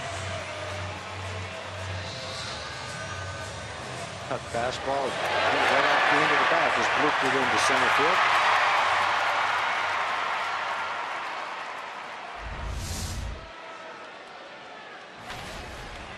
Runners at the corners now, and it's not really much different than the last time that he faced Beltre. First base was uncut, was occupied last time too, first and second. Now it's first and third. You still got an open base, but it's second with Beltre up there. The first pitch to him is inside for ball 1. Beltre reached by an error back in the first inning. He is 0 for 2 tonight. David Phelps about ready to throw his 70th pitch of the evening. Hits the outside corner. Well, that is some painting right there. Elvis down at third and Rios over at first.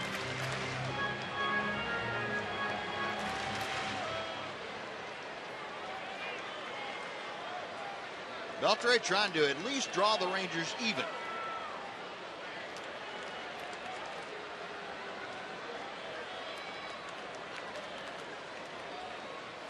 Here's our Chevy pitch tracker showing you that number 2 right there, just tickling the outside corner. Down the left field line, it is hooked in and full ball into the corner. Andrews scored. Held at third is Rios. Beltre ties the ball game with the RBI double. It is 2-2.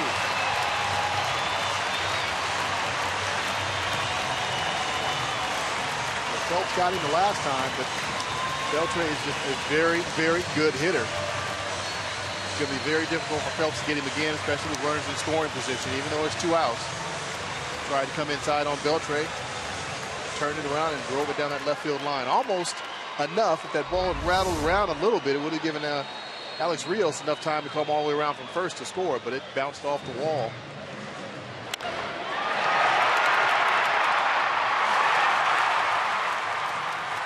That's a doubly dangerous pitch into Beltre with you've got men on base and no one in their home park hits better than Beltre does. A 370 hitter in this ballpark. Man, he's got some quick hands. Now, I'm kind of mystified by that. I agree with you guys. Adrian Beltre and Derek Jeter exchanging some stories out there. Kind of mystified that Phelps would even bother, but Rangers are happy he did. Now Jim Adduci up there with a chance to get the Rangers on top. Rangers have had 3 consecutive 2-out hits against David Phelps. Adduci has twice grounded right back to the mound. Got Rios at third, Beltre at second.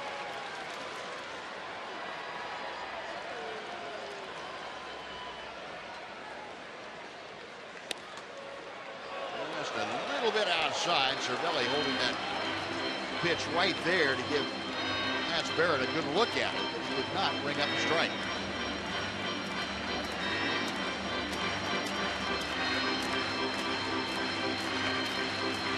Two and nothing. Down to Adduci.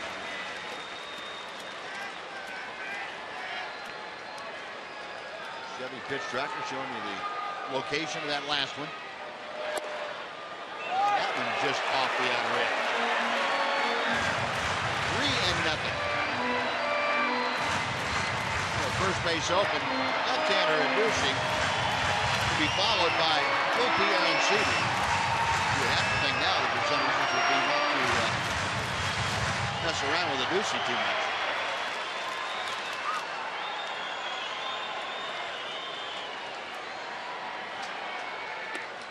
And that's high and outside, ball 4. Well, that'll load him up for Arancibia.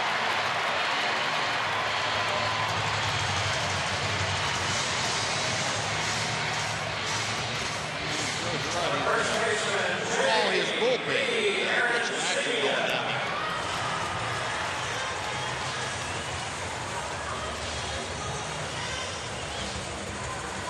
That is the first walk of the game issued by David Phelps tonight. Arancibia 0 for 2. A strikeout and a pop out to right field. 2 career grand slams for Arancibia. Got Rios, Beltre, and Adduci. Third, second, and first. The first pitch is on the outside corner for strike 1.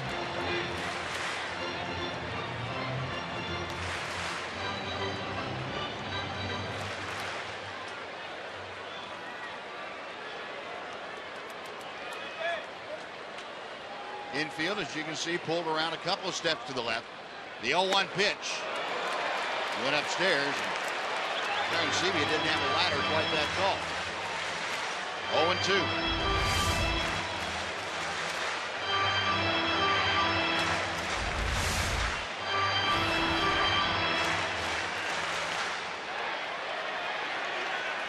We mentioned the most career home runs against any team. The Yankees or JP Arancibia.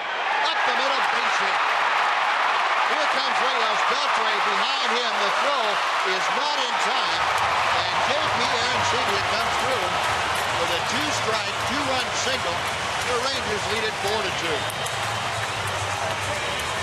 big hit for JP. Phelps going to be kicking himself for that 0-2 pitch. Got ahead in the count and then came right down the middle with another good pitch to hit. JP took advantage of it and ripped it. We've been talking earlier in the game about him not making a lot of mistakes.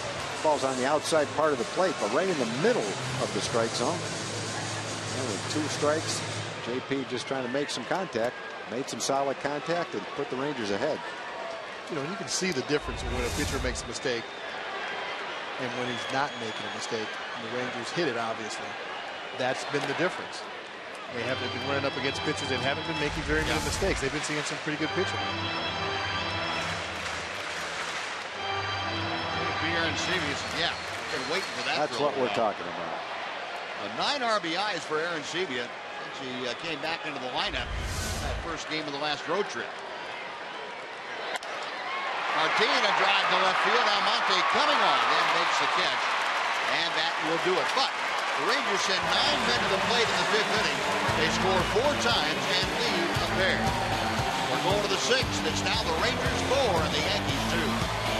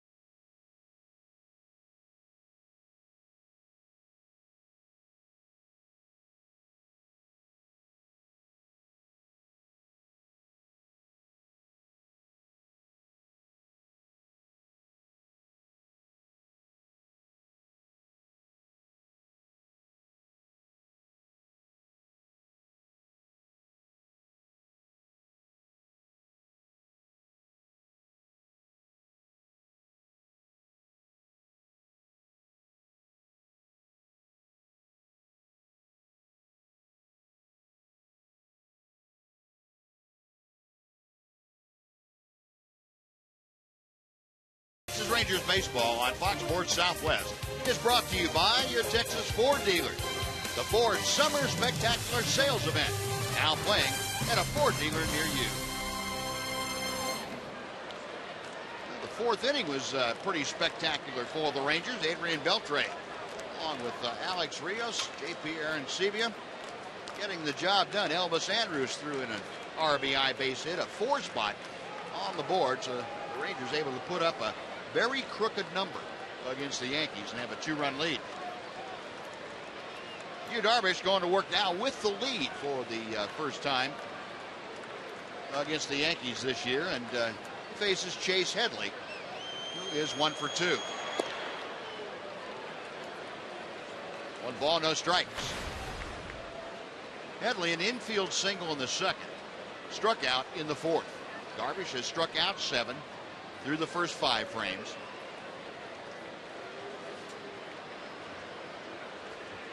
Right-hander back to the plate and drops in a 77-mile-an-hour hook. 1-1. Chase Headley, a longtime star with the San Diego Padres, battling all kinds of back injuries the last couple of years. Yankees finally able to pry Headley away from the Padres, who had several other teams asking about his services for the last couple of years, but they were steadfast in their backing of Chase Headley being the guy they're going to build their team around. And he ended up hitting .229 this year, and they finally said, okay, we'll deal him. Pitch pop foul back into the seats, and That evens the count now at 2 balls, 2 strikes.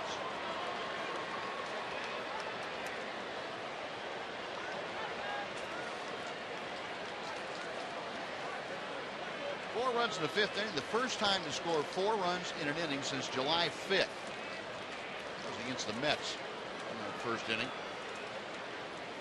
That guy, you have been working on your offense. I'm impressed. Took you an inning. It took me an inning. I had to get warmed up, but I've been working on it. I can't tell you what I did. It's a secret, but I've been doing some work. Well, I'll tell you what. You don't have to share that secret with us. I'd go share it with Wash, though. Yeah. At least let him in on it. So you tell him, hey, Wash, I got you. I got this. You're okay. And then the days you don't bring that, then you got to tell him that too. So you better figure out something else. I'll let him know early. Chopper foul from Headley, and the count remains even at 2-2.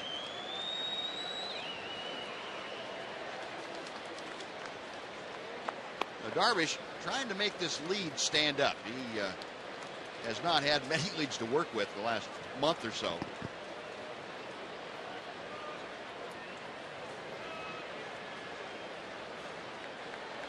Seventh pitch of the at-bat coming to Headley.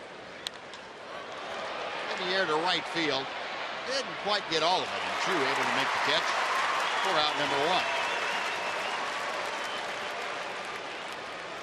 Now let's go over and check in with Jim Knox. Jim? All right, Buzz, you're not going to believe what I found here. This is actually Paige Latino. She flew in from New York, flew in this morning to watch the Rangers. That's her favorite team, take on the Yankees. How'd you become a Ranger fan? I came out of the womb wearing this jersey, born and bred. All right. I'm here from New York. I'm here with my friends, and we're having a good time. Oh, she's got the license to prove it. There we go. That we like to see. Way to go, Paige. You want to get them started now? Let's go Rangers! Let's go Rangers! Let's go Rangers! All right, we like that, Buzz. We like it. That's great. Normally I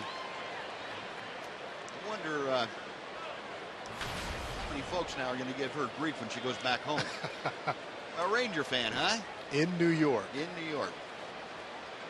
That may not be, you may have to up the security a little bit. 0-1 the count to Cervelli. Yankee catcher takes strike 2 at the knee. Well, as long as you're talking about Ranger fans in New York, I've known a young lady in New Jersey named Maria Colon, who's been a Ranger fan for, boy, I don't know, 25 years, 30 years.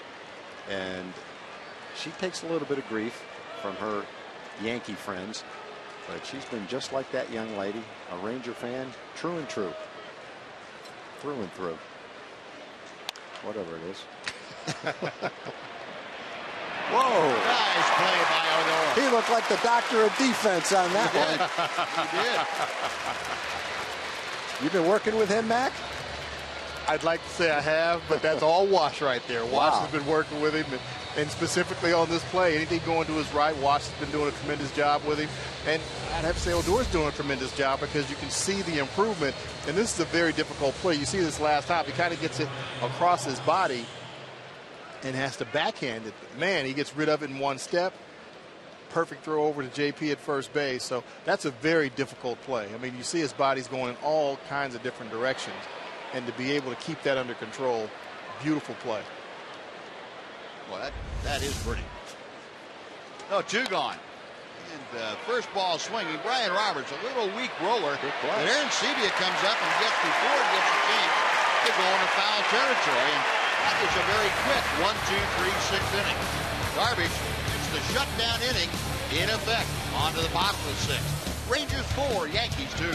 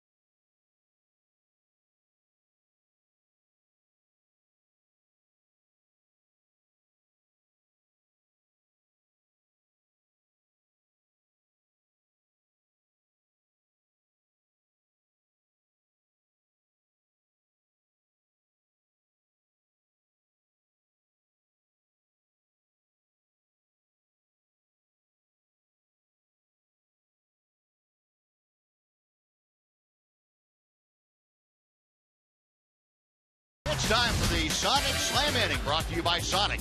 Tonight's jackpot is worth $1,200 and dinner for two at Sonic Drive-In. Tonight, the Rangers are hitting for Sandra Elston from Stephenville. And if a Ranger hits a grand slam this inning, Sandra Elston from Stephenville will win $25,000. You can register at any participating Sonic restaurant.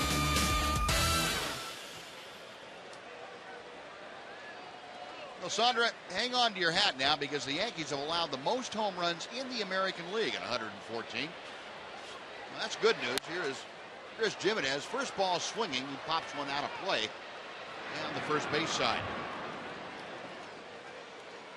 Jimenez got the 4-run uprising started in the 5th inning. He had a looping single to left field. Came in to score on Elvis Andrus' 2-out RBI single. Rangers proceeded to have 5 consecutive players reach with 2 outs. All of the runs scored with 2 outs. Foul back to the screen. And the count is 0-2. I guess if there's a theme for the Ranger offense this year, it is 2-out hitting. They've done a good job all year long with 2 outs, getting timely base hits. Unfortunately, they just haven't had enough opportunities to do a lot of damage. You know, that's a tough thing to do, getting 2-out hits, because you know that pitcher's out there. He's already got 2 outs, and he's sniffing, closing out the inning. And it seems as though a lot of them just tighten up and bear down a little bit more to get that last out. So it's very difficult to get 2-out hits. And then, you know, the Rangers getting 3 in a row, 4 in a row. Mm-hmm. Yep. Adrian Beltre, RBI double. J.P. Aronsebi, the big hit that put the Rangers on top, a 2-run single. 1-2 pitch, and that is chopped foul. We'll try it again. J.P. talking with Ranger hitting coach Dave Magadan, Matt Lucero, the assistant trainer there.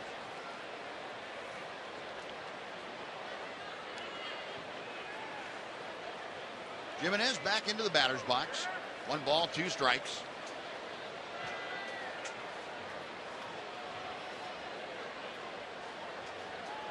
Phelps, a long look in to Cervelli. Time called.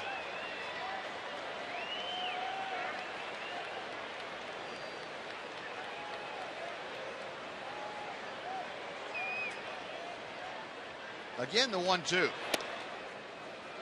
Tried that cutter to get it back to the inside corner and just missed. 2 balls, 2 strikes.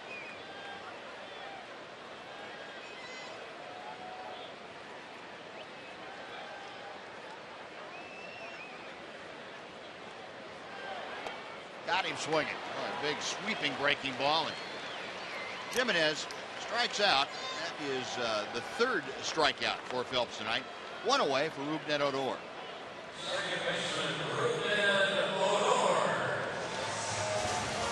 With Odor coming up, we're going to take a look at the Lowe's Never Stop Improving statistics for you. Last 11 games, Odor 351 with a 926 on base plus slugging. Previous 11 games, 205 and 493, so almost double in everything. Rougned Odor never stopped improving, and he has not. This 20-year-old is. I think you'd have to say that he's improved in every facet of the game since we've seen him come up to the big leagues. I think he has, and I think it's great to see him improving every day. He's still going to make mistakes. I mean, he's 20 years old. He's going to make mistakes, but he's getting better and better. The more he plays, the more comfortable he gets. He's able to correct those mistakes and learn from those mistakes, and that's really what it's all about.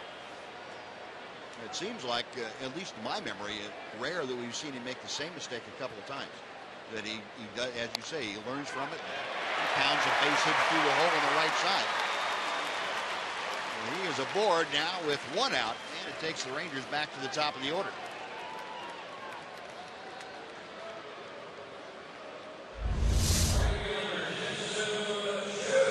Well, for a young guy that's only 20 years old, he doesn't walk a lot, but he doesn't strike out very much either. He manages to put the bat on the ball. One thing he's going to do, he's going to swing the bat. Yeah. And he's not trying to punch it in anywhere. He's trying to do some damage with that swing. I think they'd have to change the rules of baseball for him not to swing the bat. That's all. That's what that would take. Now here's Chu, who is 1 for 3. And, Phelps now going to work on Odor, who has good speed at first. Chu tonight, a third inning double.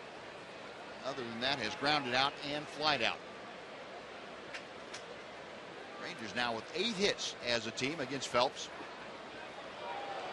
A little bit quicker move that time. Odor just back with the dive.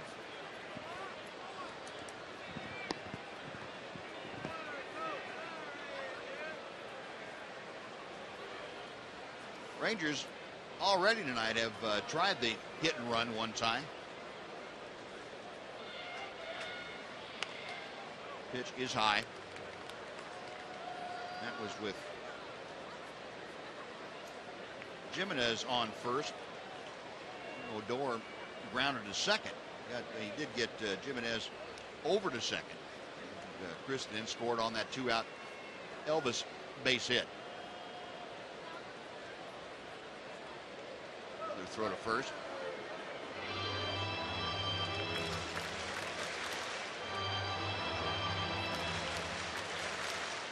Four runs on 8 hits, no errors for the Rangers. 2 runs on 7 hits, and 1 error for the Yankees. Rangers trying to win the opening game of a series for the 4th consecutive series since the All-Star break. And that's been the theme. And also, unfortunately, the other side of that theme is that they haven't won any of the rest of the games in the series. Won the first one in Toronto, lost the next 2. Same thing in New York. They lost the last 3 to the Yankees. And then Oakland lost the last 2 this homestand. 2-1 now.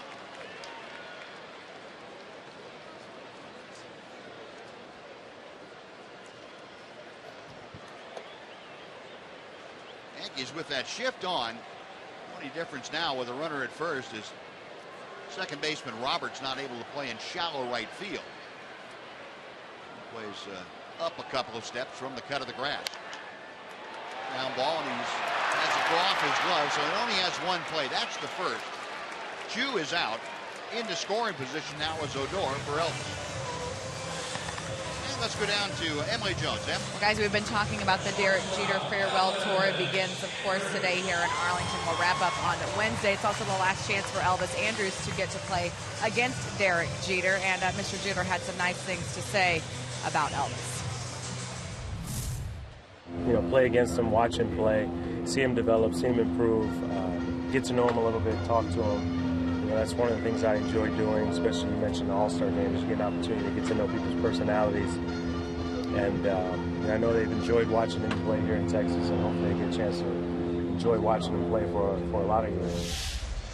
It's fun to hear Derek Jeter talk. He, you know, as you guys mentioned, so rarely it ruffles any feathers. He always seems to know the right thing to say, and somebody asked him after he gets done playing if he would consider, you know, behind the mic, and he couldn't get the word no out of his mouth quick enough. It was hilarious.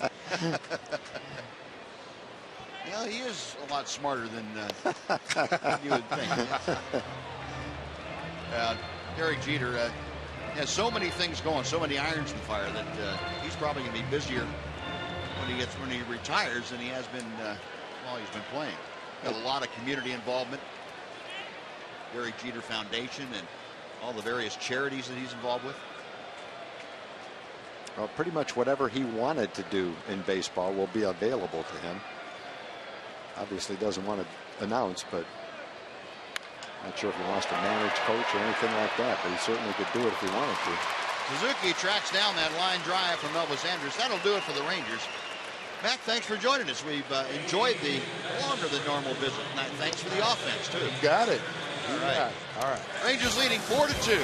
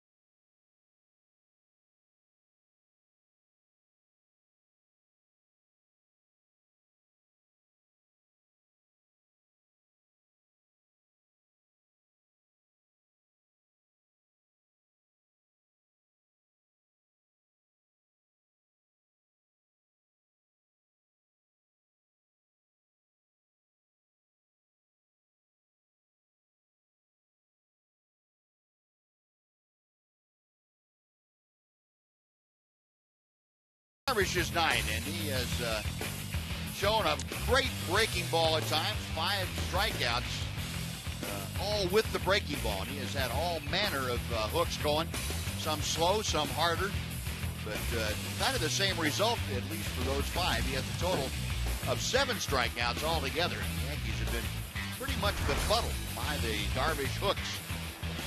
And with that 4-2 lead going to the top of the 7th inning. It looks like the Yankees have been, at least based on the results, sitting on his fastball. They have had no success hitting his breaking ball, although Gardner hit a home run on one, I guess. Yeah. That was the one. Most of the other hits came on his fastball. Rangers scoring all 4 runs in their 5th inning after 2 rounds. And Darvish has 90 pitches through 6 innings, 68 strikes. So a good strike to ball ratio for you, Darvish.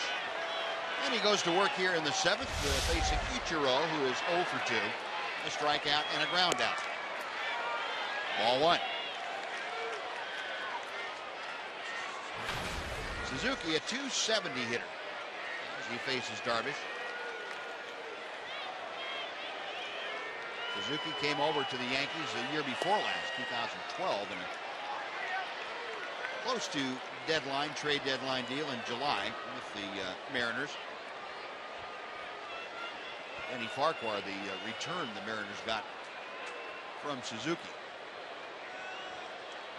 2-0 pitch. Well, he swung at ball 3 and he wasted out of play. 2-1.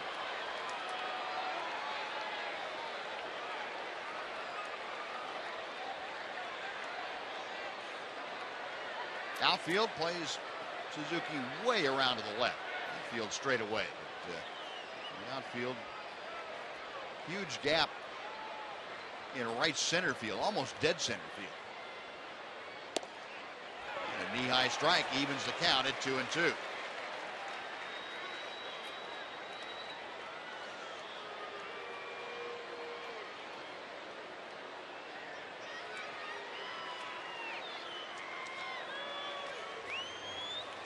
Darvish okays the sign. He's ready to work.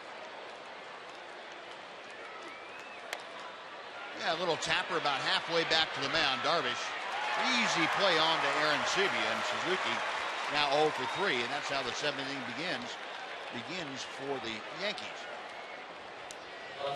Pretty good pitch counts for Darvish. His biggest innings pitch-wise have been 4th and 5th innings, where he had 20 pitches. 95 pitches total. Throwing the ball well, not giving up a lot of base runners.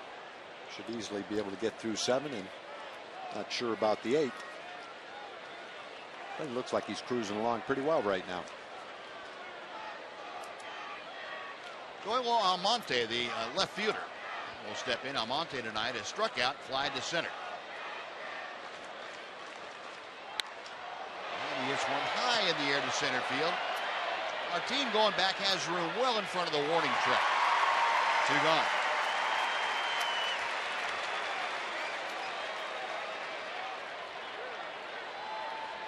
Sean Kelly, the right-hander, has been loosening in that Yankee bullpen. Looks like we may have seen the last of David Phelps for tonight.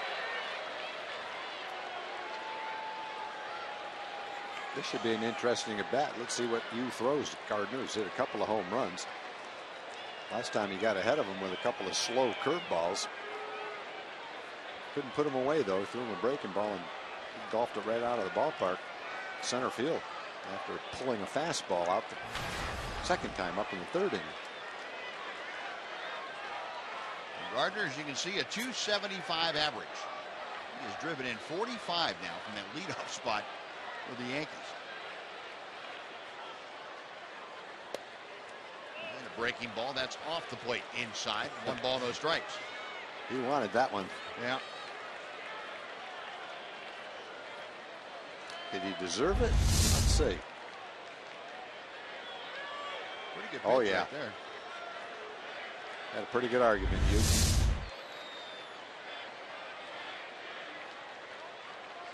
Darvish with a 1-0 pitch to Gardner.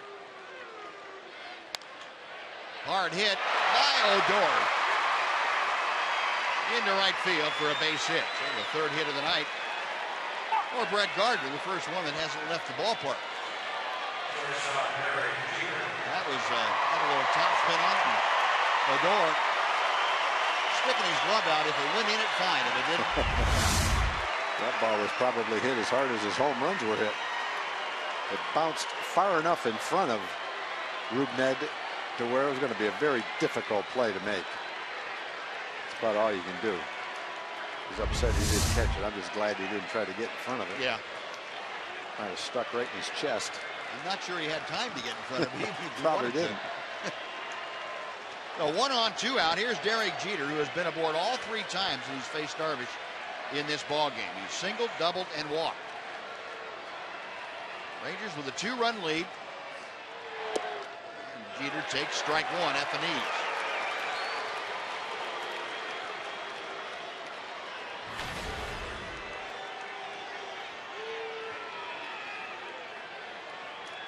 Jeter with that average up to 277.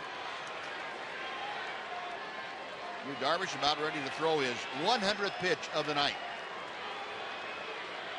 Right-hander sets a check at first. A breaking ball sweeping just off the outside corner. RF camera showing you down by the left field foul pole in the bottom level. A lot of folks recording everything Derek Jeter does tonight on their smartphones. Now the 1-1 pitch. 1-2.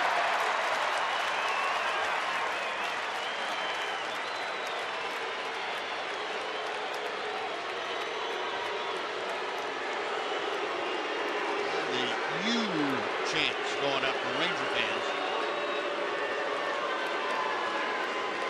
Darvish with 7 strikeouts, looking for number 8.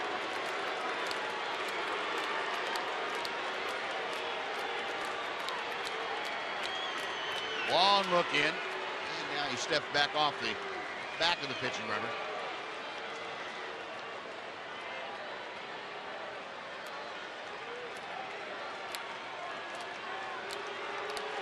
Gardner stepping off his lead at first.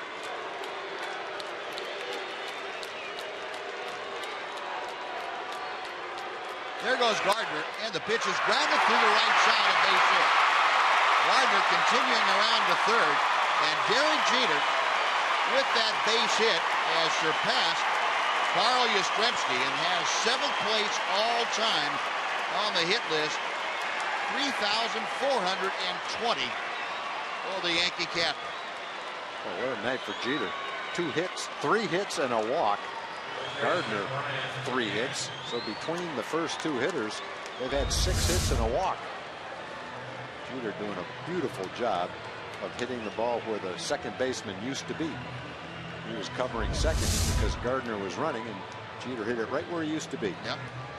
I think he's done that a time or two. I think he's probably done it. Well, Mike Maddox, good to see Mike back.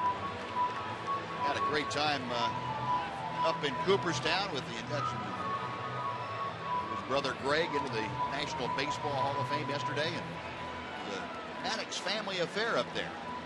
Mike back now, and Andy Hawkins probably relieved. Hawk said he didn't like making those trips to the mound, so that's nerve-wracking. He's happy you're out there in the bullpen. And Neil Kotz up and throwing in support of Yu Darvish. So back-to-back 2-out hits here in the 7th. Runners at first and third.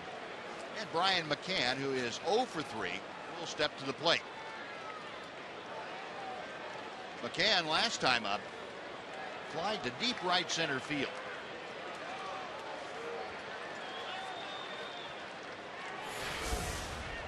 Gardner coming down the line from third. Jeter getting a modest lead at first. Rangers into that overshift now with Rougned Odor way out in right field. Slow breaking ball, and Chris Jimenez dropped down to both knees to make sure that didn't get by him. Look at the Ranger defense. Outfield favoring the right side, but the infield very definitely around there with Adrian Beltre just close enough to third so that Brett Gardner can't run all the way down to home plate. 1 ball, no strikes. Backdoor hook. 1-1.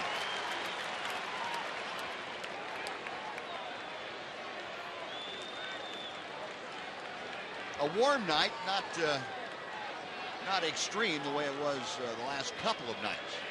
Temperature in the mid-80s now. Yu Darvish okays the sign, a check of the runners. There goes Jeter. The pitch is swung on and missed. And no throw to second base.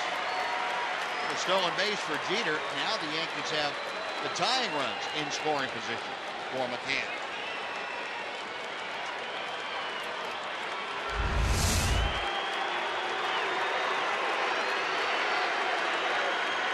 He's not too terribly concerned about trying to throw to second base.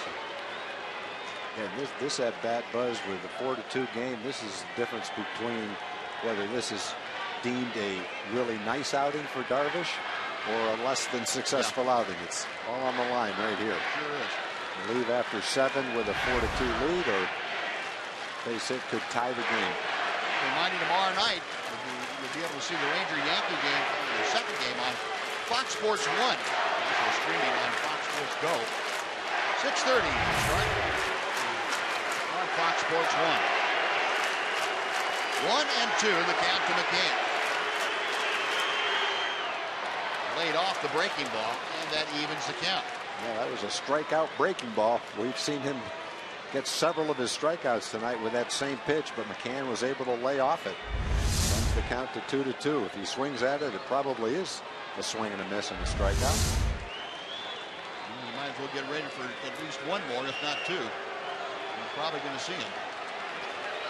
The 2-2 pitch instead. Darvish backs off the back of the pitching rubber. Now he's going to have Chris Jimenez come out and maybe talk things over.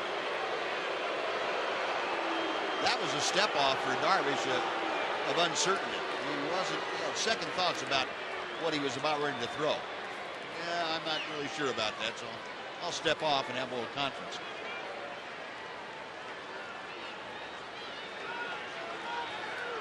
Jimenez going out to confer with him. Now back behind the plate.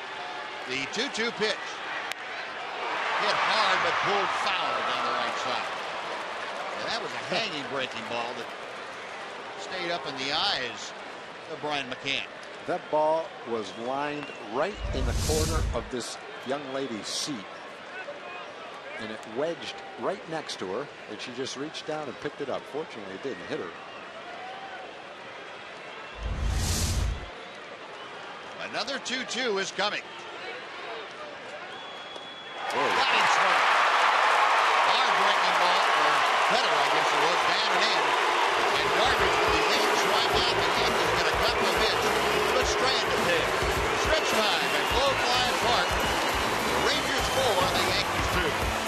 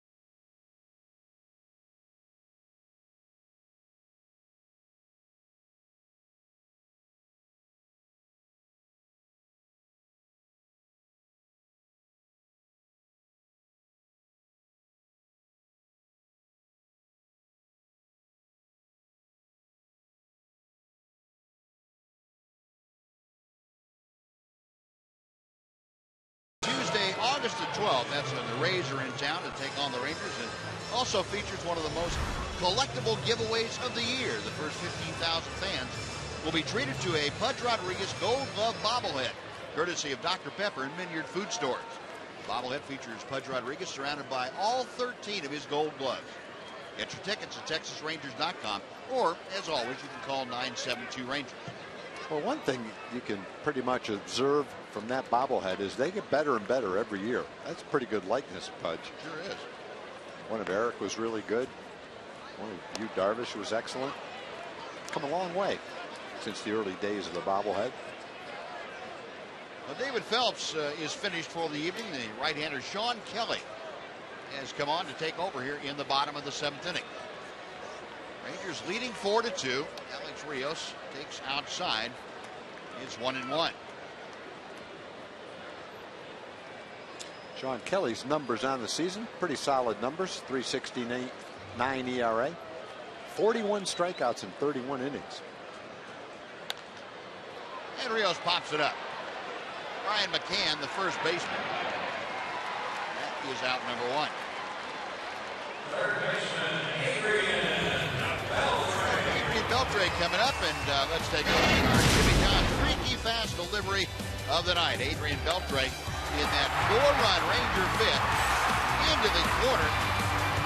A big RBI double. That got the game even, and Beltre would come in to score on JP Arancibia's singles. Jimmy John showing that freaky fast Beltre two-bagger. First ball swinging, hits a two-hopper from Chase Henderson. 2 gone. And let's take time here for a Mazda game break. Once again, here's Dana Larson.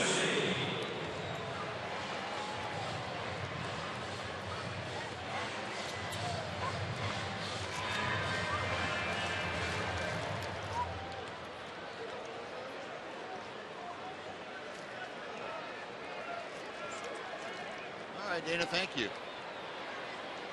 The A's aren't used to seeing that happen to him very often. Sure aren't. Jim Adducey takes strike 1. Adducey 0 for 2. Walked his last time up. That was in the 5th inning. Other than that, he has grounded right back to the box twice. And Neil Kotz continuing his warm-up tosses. Looks like Yu Darvish's night might be over. 1-1 pitch. Ducey fooled and didn't know whether to swing or not. Got caught in between. A ball and 2 strikes.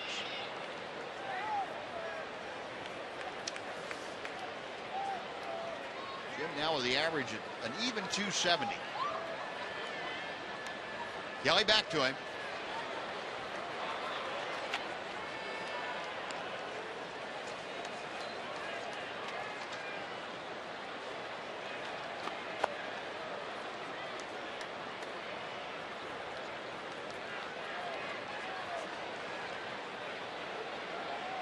Francisco Cervelli throwing the signs out. And Sean Kelly's next pitch. Good hard slider. And Ducey swinging over the top for the strikeout. Rangers are gone in order, an 8-pitch inning for Sean Kelly. We're going to inning number 8 at Globe Live Park. Neil Kotz apparently coming in a 4-2 Ranger lead.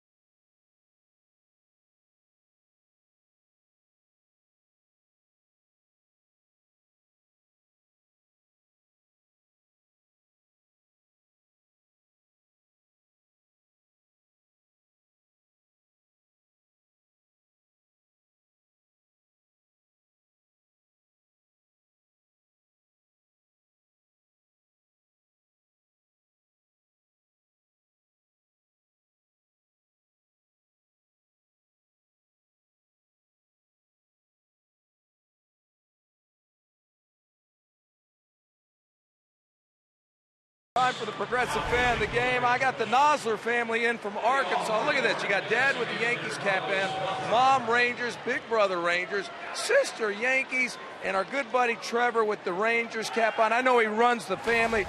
You're going to get the Progressive Fan of the Game shirt. What do you think, Trevor? I told my dad and sister, Haley, that those Yankees caps stinks, and I love the Rangers. There we go. All right, buddy. Congratulations. Keep the family going right. Okay, buddy? Thank you. You got it. Thank you, buddy. What a great kid. That's a divided family. But he's going to convert him, I believe. That Ranger shirt going on. The Progressive Fan of the Game. Well, Neil Kotz has indeed come on to start this 8th inning, taking over for Yu Darvish. As the season's gone on, Neil's numbers have gotten better and better. This will be his 49th game. ERA down to 3.27. He struck out 50 in 44 innings. First pitch to Carlos Beltran, who turns around to bat from the right side. And Beltran fouls it back for strike 1. Beltran 1 for 3 and a 4th inning single. Other than that, he has struck out a couple of times. Yu Darvish, 7 innings of work, 9 hits, 2 runs, both of them coming on Brett Gardner home runs. Darvish walked 1 and struck out 8. Well, that last strikeout of Brian McCann with men on 2nd and 3rd in a 4-2 game, that was a huge strikeout for Darvish. He worked hard tonight, and it would have been a shame to see that opportunity to win a ball game disappear if McCann had got a base hit. So he was really bearing down to get that out. A little bloop around in the left field. That's going to fall for a base hit, and Beltran is aboard to start off the Yankee 8th inning. Beltran with his 2nd hit tonight.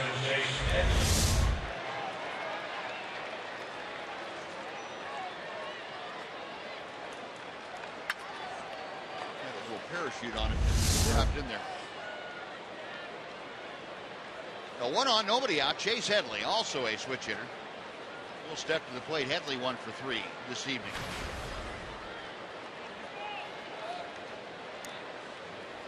Chase Headley got a pretty good streak going. This is now 10 straight games he has hit safely in. First ball swinging to right center field and deep. Chu going back. He stops just shy of the warning track and makes the catch. Back to first and Beltran. That is out number 1. Boy, off the bat, that was pretty good. Yeah, and that's the part of the field where you kind of hold your breath when the ball goes up in the air and you wonder how it's going to carry. That one was hit pretty well, but no problem for Chu. Didn't carry to the warning track. Like it might have off the bat, though. Headley had that 1 year a couple of years ago where he hit 31 home runs, knocked in over 100 runs. Only season like that he's had.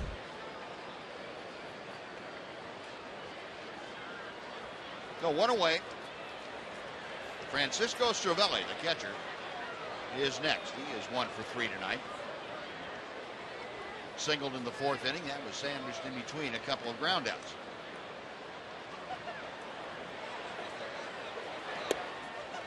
Cox missing high for ball 1.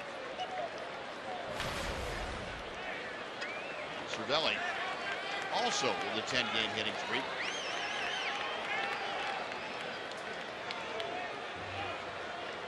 Also hit safely in 12 of his last 13 starts. With Mark Teixeira unavailable to play with a sore lat muscle. Cervelli's had to do all the catching while McCann was playing first.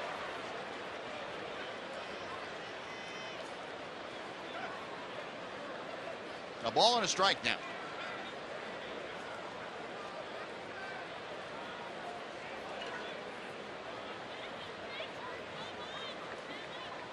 Kotz studying the signs. Cervelli waiting. Taking his lead, Carlos Beltran from first. High and tight. Spins Cervelli around. 2-1. Well, Neil Kotz gets that good cut fastball going where he can run that in on a right-hander quickly.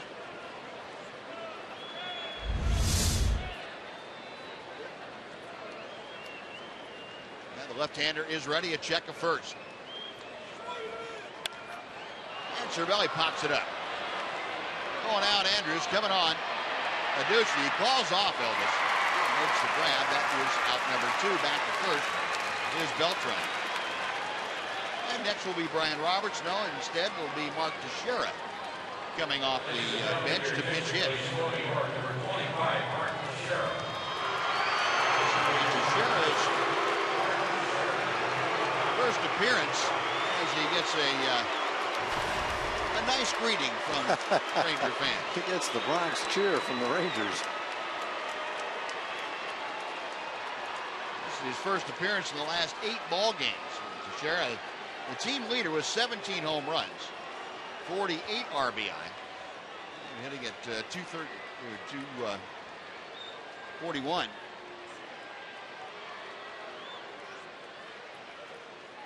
See Chris Jimenez there telling Neil Kotz, hey, look at where Teixeira is with his feet. He's got an open stance. So what are we going to do? Pitch him inside because he has to go back toward the plate if he's going to hit the outside pitch.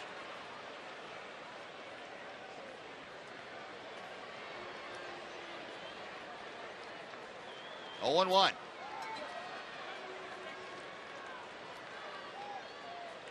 Kotz to the plate. Into the hole, through for a base hit. And Teixeira, pinch hit single. Yankees have the tying runs aboard with 2 outs. And again, Joe Girardi is going to go to the bench. And come up with a right-handed hitting Zealous Wheeler to pinch hit for Suzuki.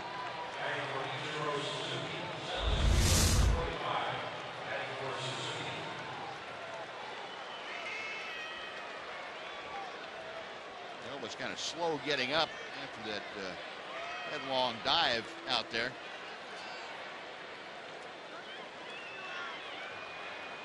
Teixeira, meanwhile, is going to be removed for a pinch runner. It's going to be Brendan Ryan coming on to take over at first base for Teixeira.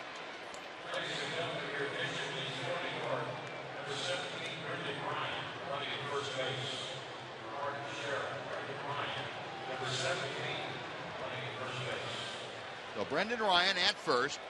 He is carrying the tying run in this ballgame. Elvis still flexing that right wrist. Like he might have jammed that on his dive after Teixeira's base hit. Zealous Wheeler, infielder. Big right, powerful right-handed hitter up there. And Kotz deals to him. That high fastball fouled straight back.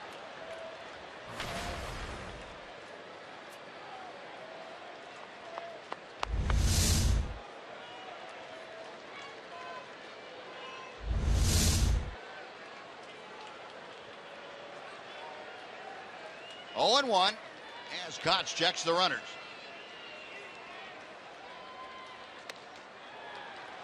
Now a ball and a strike.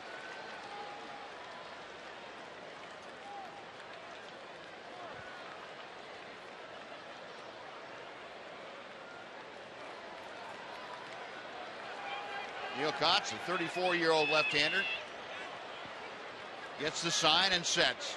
And misses low and in. 2 balls and a strike to Wheeler.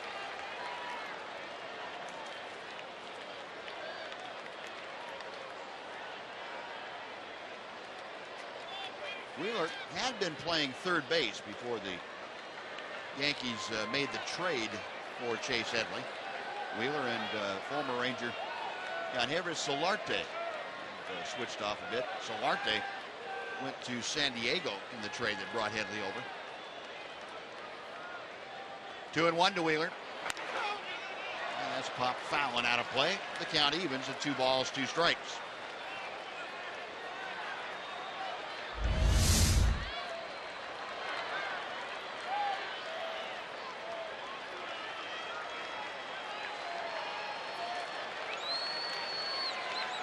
Yankees with Beltran at second.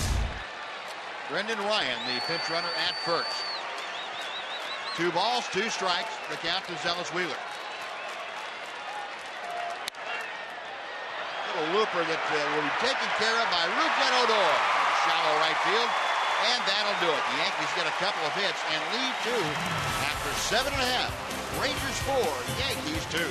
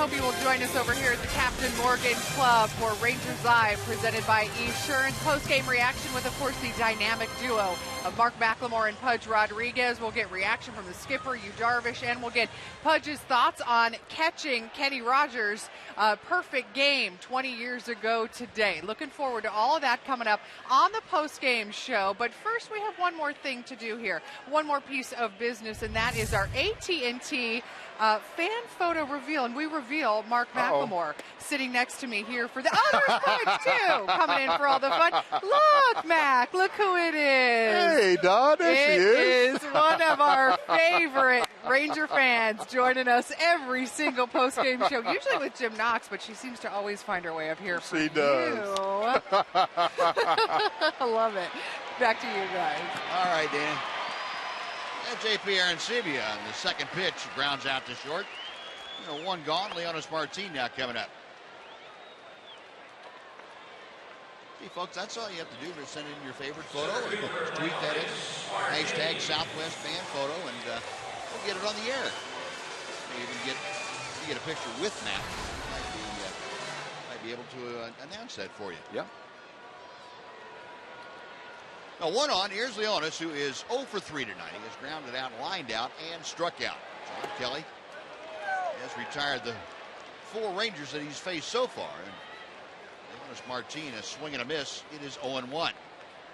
I mentioned that Sean Kelly had struck out 41 batters in 31 innings coming into this ballgame. He's had a strikeout so far in 4 batters tonight. Done a good job in relief for the Yankees. And the Yankee bullpen is leading the major leagues in strikeouts for relievers. Wow. They are really something. Well, but with Betances is one of the reasons, averaging right? about 12 and a half strikeouts per 9 innings, and then you have Robertson, who averages about 16 strikeouts per 9 innings. Betances has 93 strikeouts in 63 innings. Robertson 67 in 39 innings. Wow. And there's another strikeout for Sean Kelly as Leonys Martin down swinging. 2 gone for Chris Jimenez. Yeah, the rotation has definitely been struggling to a degree without their big guys in their rotation, Sabathia and Tanaka. Madelli flees, getting loose. He got his first save against Oakland since 2011. He will be coming on here if the score stays the same, trying to get his second consecutive save. Chris Jimenez takes a strike. Jimenez 1 for 3 with a run scored this evening. Chris with the average at an even 270 as he faces Sean Kelly. Bases empty, 2 outs, bottom of the 8th inning. And he is down on the count now at 0-2. Looking toward that 9th inning for the Yankees. It'll be the number 9 slot, Zoilo Almonte, and then back to the top of the order for Gardner and Jeter. The 0-2 pitch. Just off the outside. Kelly, basically a fastball slider pitcher. You won't see much else. And he is pretty good about locating that breaking ball.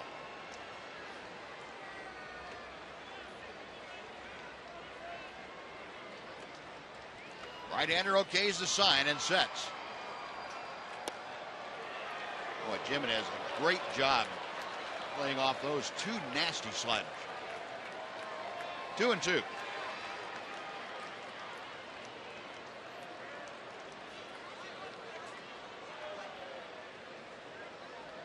Cervelli says, give me one more slider. See if he can lay off the third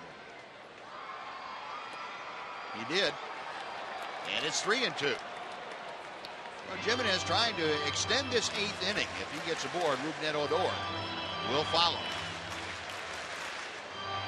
Rangers 4 runs on 8 hits so far. The Yankees 2 runs on 11 hits.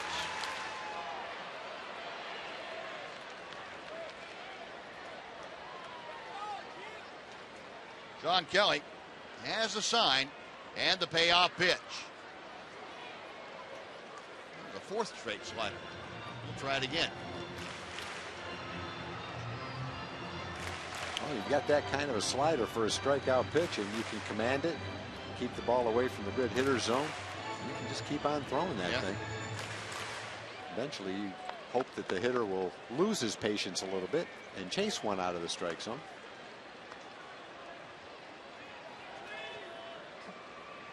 Another 3-2 is coming. Fastball, and it's low, ball 4. A well-earned walk by Chris Jimenez. Down on the count 0-2 and pokes the walk, and that brings Joe Girardi out of the Yankee dugout with Rougned Odor, the left-hander, coming up. Girardi pointing to the bullpen. He wants his left-hander to come on in, and that's Matt Thornton. The veteran southpaw will be on to face Rougned Odor. No pitching change underway at Globe Life Park. Rangers leading 4-2 in the bottom of the 8th inning. We're back after this on Fox Sports Southwest.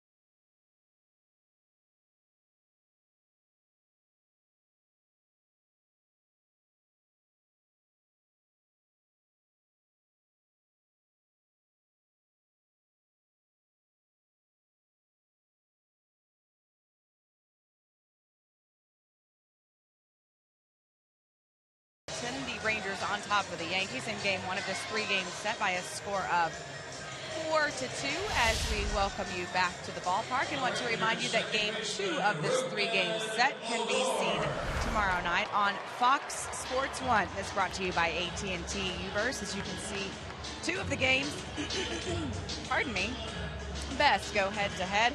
7 o'clock start on Fox Sports 1 as you can continue the farewell tour of Derek Jeter here through Arlington, of course, culminating on Wednesday in the finale, fellas. All right, Dan, thank you. Matt Thornton, the veteran southpaw, on to face the 20-year-old rookie, Rougned Odor, with Chris Jimenez at first. There are the numbers for Matt Thornton. Yep, Matt Thornton's been a setup reliever for a long time, and a pretty good one, too. Straight over the top fastball. Frequently reaches the mid-90s, 94 miles an hour right there.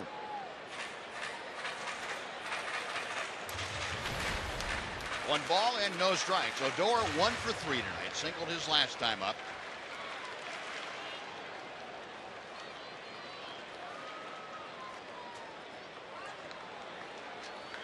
Thornton back to him. And fires a strike. Rougned has faced Thornton a couple of times. There's one base hit against him.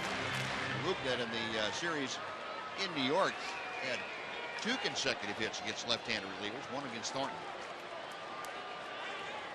With a chance here to put another notch in his belt.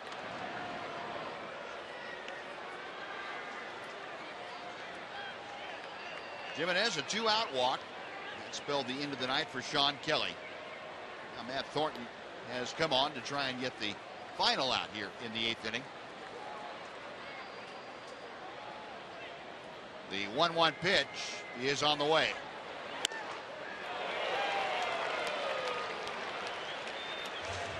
Rougned's got to be a little more aggressive.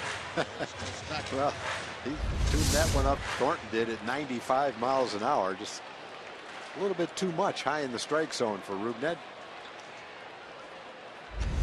Won't stop him from taking the same swing at the next one, though. It sure won't. He did and fouled it straight back. Still a ball and 2 strikes. Odor, a .274 average as he faces Thornton.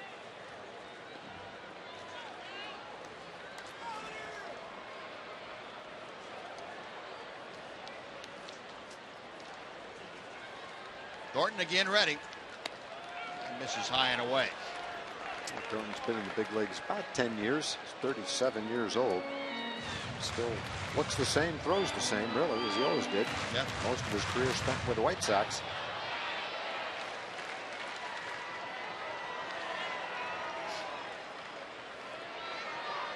A check of first. Jimenez a modest lead. Got him swinging. Fastball at 95 and got it in on Odor, and that'll do it.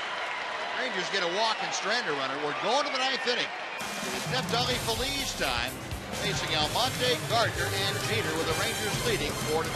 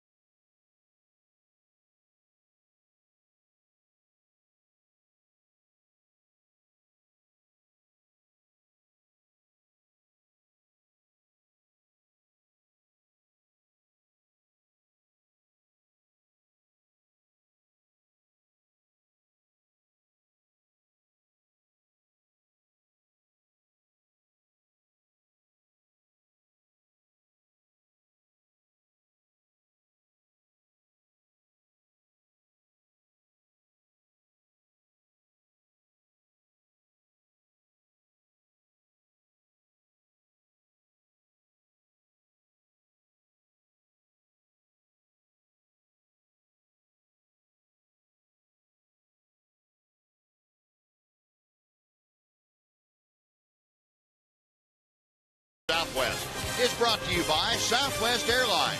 Find Southwest Airlines fares online only at southwest.com.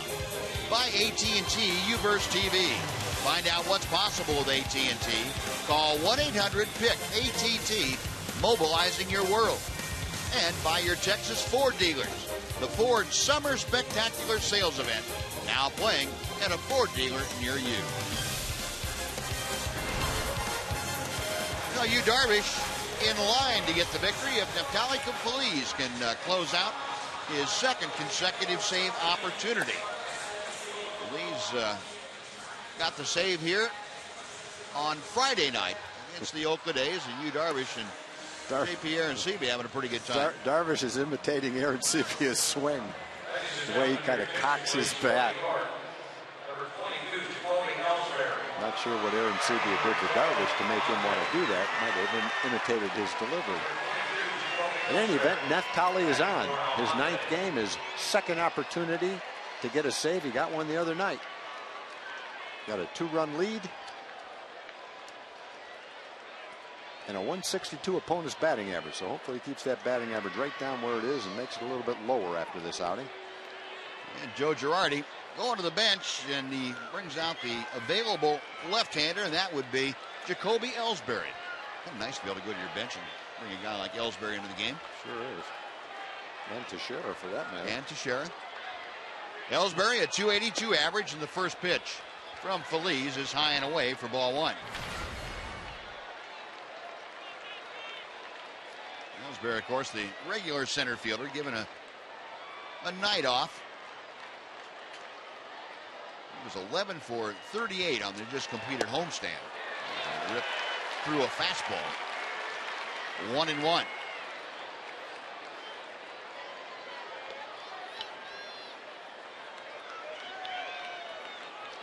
Feliz, the 26-year-old out of the Dominican Republic. He has traveled a long and winding road since last we saw him in a closer role. And Ellsbury pops it up. Beltre calling off Jimenez, and Adrian makes the grab. That's what it sounds like. That is a very big out, number one. That is the third baseman taking charge of a foul pop. And with no argument from the catcher, I wouldn't think on that play. Tough play for the catcher to come way over there, looking straight up over his head. And that's why Adrian called him off and made the play.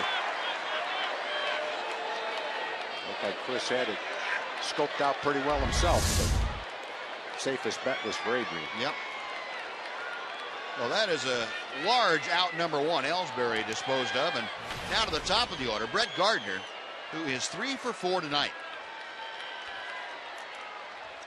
A pair of home runs, his first multi-home run game of his career. He also had a single. Derek Jeter waiting to be next. Question is, will he bat as the tying run in this ball game? Way inside, Feliz jerking that all the way through the strike zone. 2-0 the count.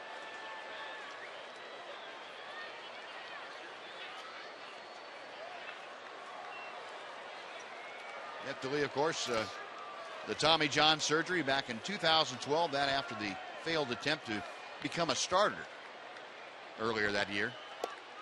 Fires a strike here.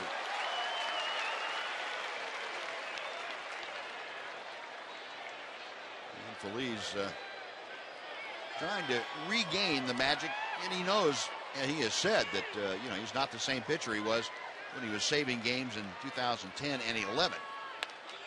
Gardner flares it out of play, and that evens the count at 2-2. But he's still got enough weapons to work with. He's confident he can make the adjustment and be a competent closer again.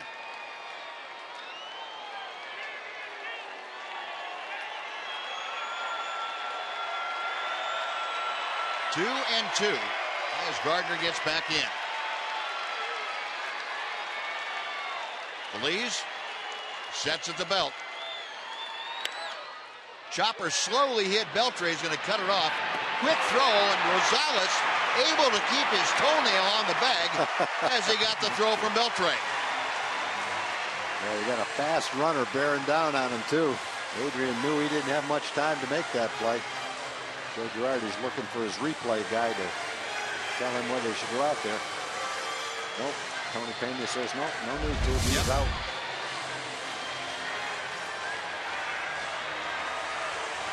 Good look at it there, and with good reason. Girardi did not go out. That's good play by Beltre. I'm not sure that if that ball gets by Adrian, that Elvis can throw him out. Yeah, I don't think so.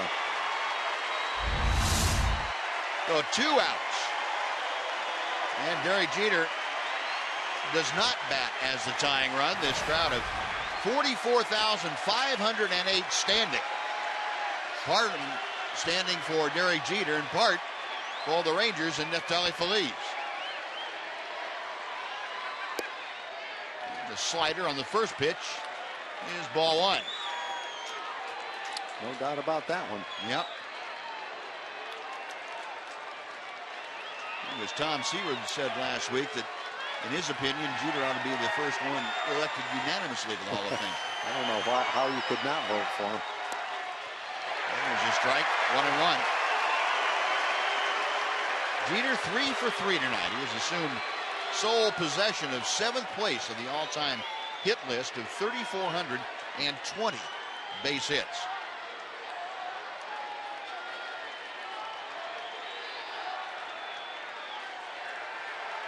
Feliz ready to work to him. Foul down. 1-2 the count.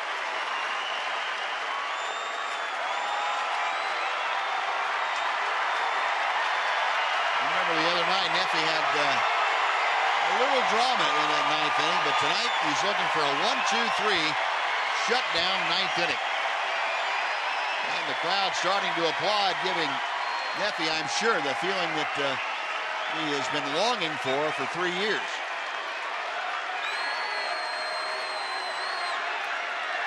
One-two pitch to Jeter. Pop foul. We'll try it again.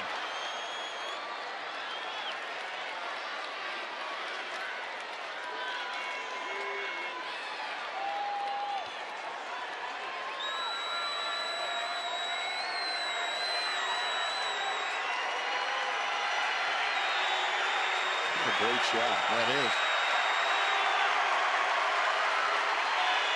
The lead set. Another 1-2. Just missed low. The Lee's trying to bull rush pitch without the high leg kick and almost got Jeter. Just beneath the strike zone. 2-2 now.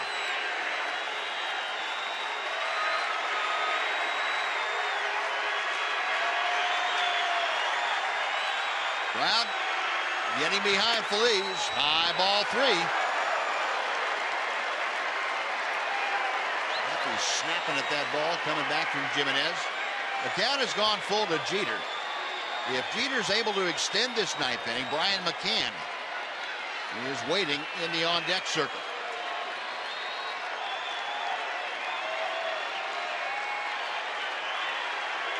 A classic moment here at Globe Life Park. Phillies to Jeter, the payoff pitch. To short. Elvis across the diamond, and that is a winner. Neftali Phillies, a 1-2-3 9th inning to save his 2nd consecutive. The Rangers, behind Yu Darvish, defeat the Yankees by a 4-2 count tonight. Yu Darvish gets his 10th win of the year. Neftali Phillies saved number 2. The Rangers outlast the Yankees. Rangers putting all 4 runs on the board in the 5th inning, and they all scored with 2 outs. And the 2 Yankee runs came on solo home runs by Brett Gardner. Quite a night in front of a near capacity crowd at Globe Life Park. Ron Washington's club defeating the Yankees by a 4-2 count. And here's the last out as Jeter goes after that 3-2 pitch. Neffy came in, got behind in the count, had to throw a strike. He threw a strike. Thankful for that save, and so is he. Yu Darvish gets his 10th win with that save. Nice ball game for you. Big game for J.P. Arancibia, too. He had the base hit to drive in 2 runs, 2 winning runs in the ball game. Good win for the Rangers against the New York Yankees. Rangers get a big W over the Yankees. Let's go down to the field now. Looks like Emily Jones is standing by with one of the stars of the game. Em? Yes, with Adrian Beltre. And Adrian, nice to start the series off with the win. Just talk about the complete game that you all played tonight. Great game all the way around. Good pitching, good kid hitting. I think we need to do that more often. I think our team is due to start getting hot, and I believe we're going to start in this series. When you look at the 2-out hits that came in the 5th and the runs that scored in bunches, that's got to be a huge confidence booster for you guys as an offense. Yeah, I mean, we've been trying to find a way how to be more consistent in those situations. Obviously, we haven't been great as a team, but we're working hard at it, and that's a good sign. That's a good sign that the guys are trying to be more productive in those situations, and hopefully we can keep doing that more often. And finally, Adrian Darvish, good on the hill tonight, and a pretty rare display of emotion as he left the mound there in the 7th. Yeah, I think that he knew that was his last inning. He got in trouble a little bit, but he was able to make some pitches and get out of it good. And I think he was terrific. The whole game he was really good. Adrian, up top. Done with you. Congrats. Done with me for 2 weeks. There we go. So we'll check back in with Adrian Beltre in a couple weeks, you guys. All right, Emily. Thank you very much. Now 4-2 the final. We'll take a break, and Dana Larson, Mark McLemore, Ivan Pudge Rodriguez. We've got to wrap things up right after this on Fox Sports Southwest.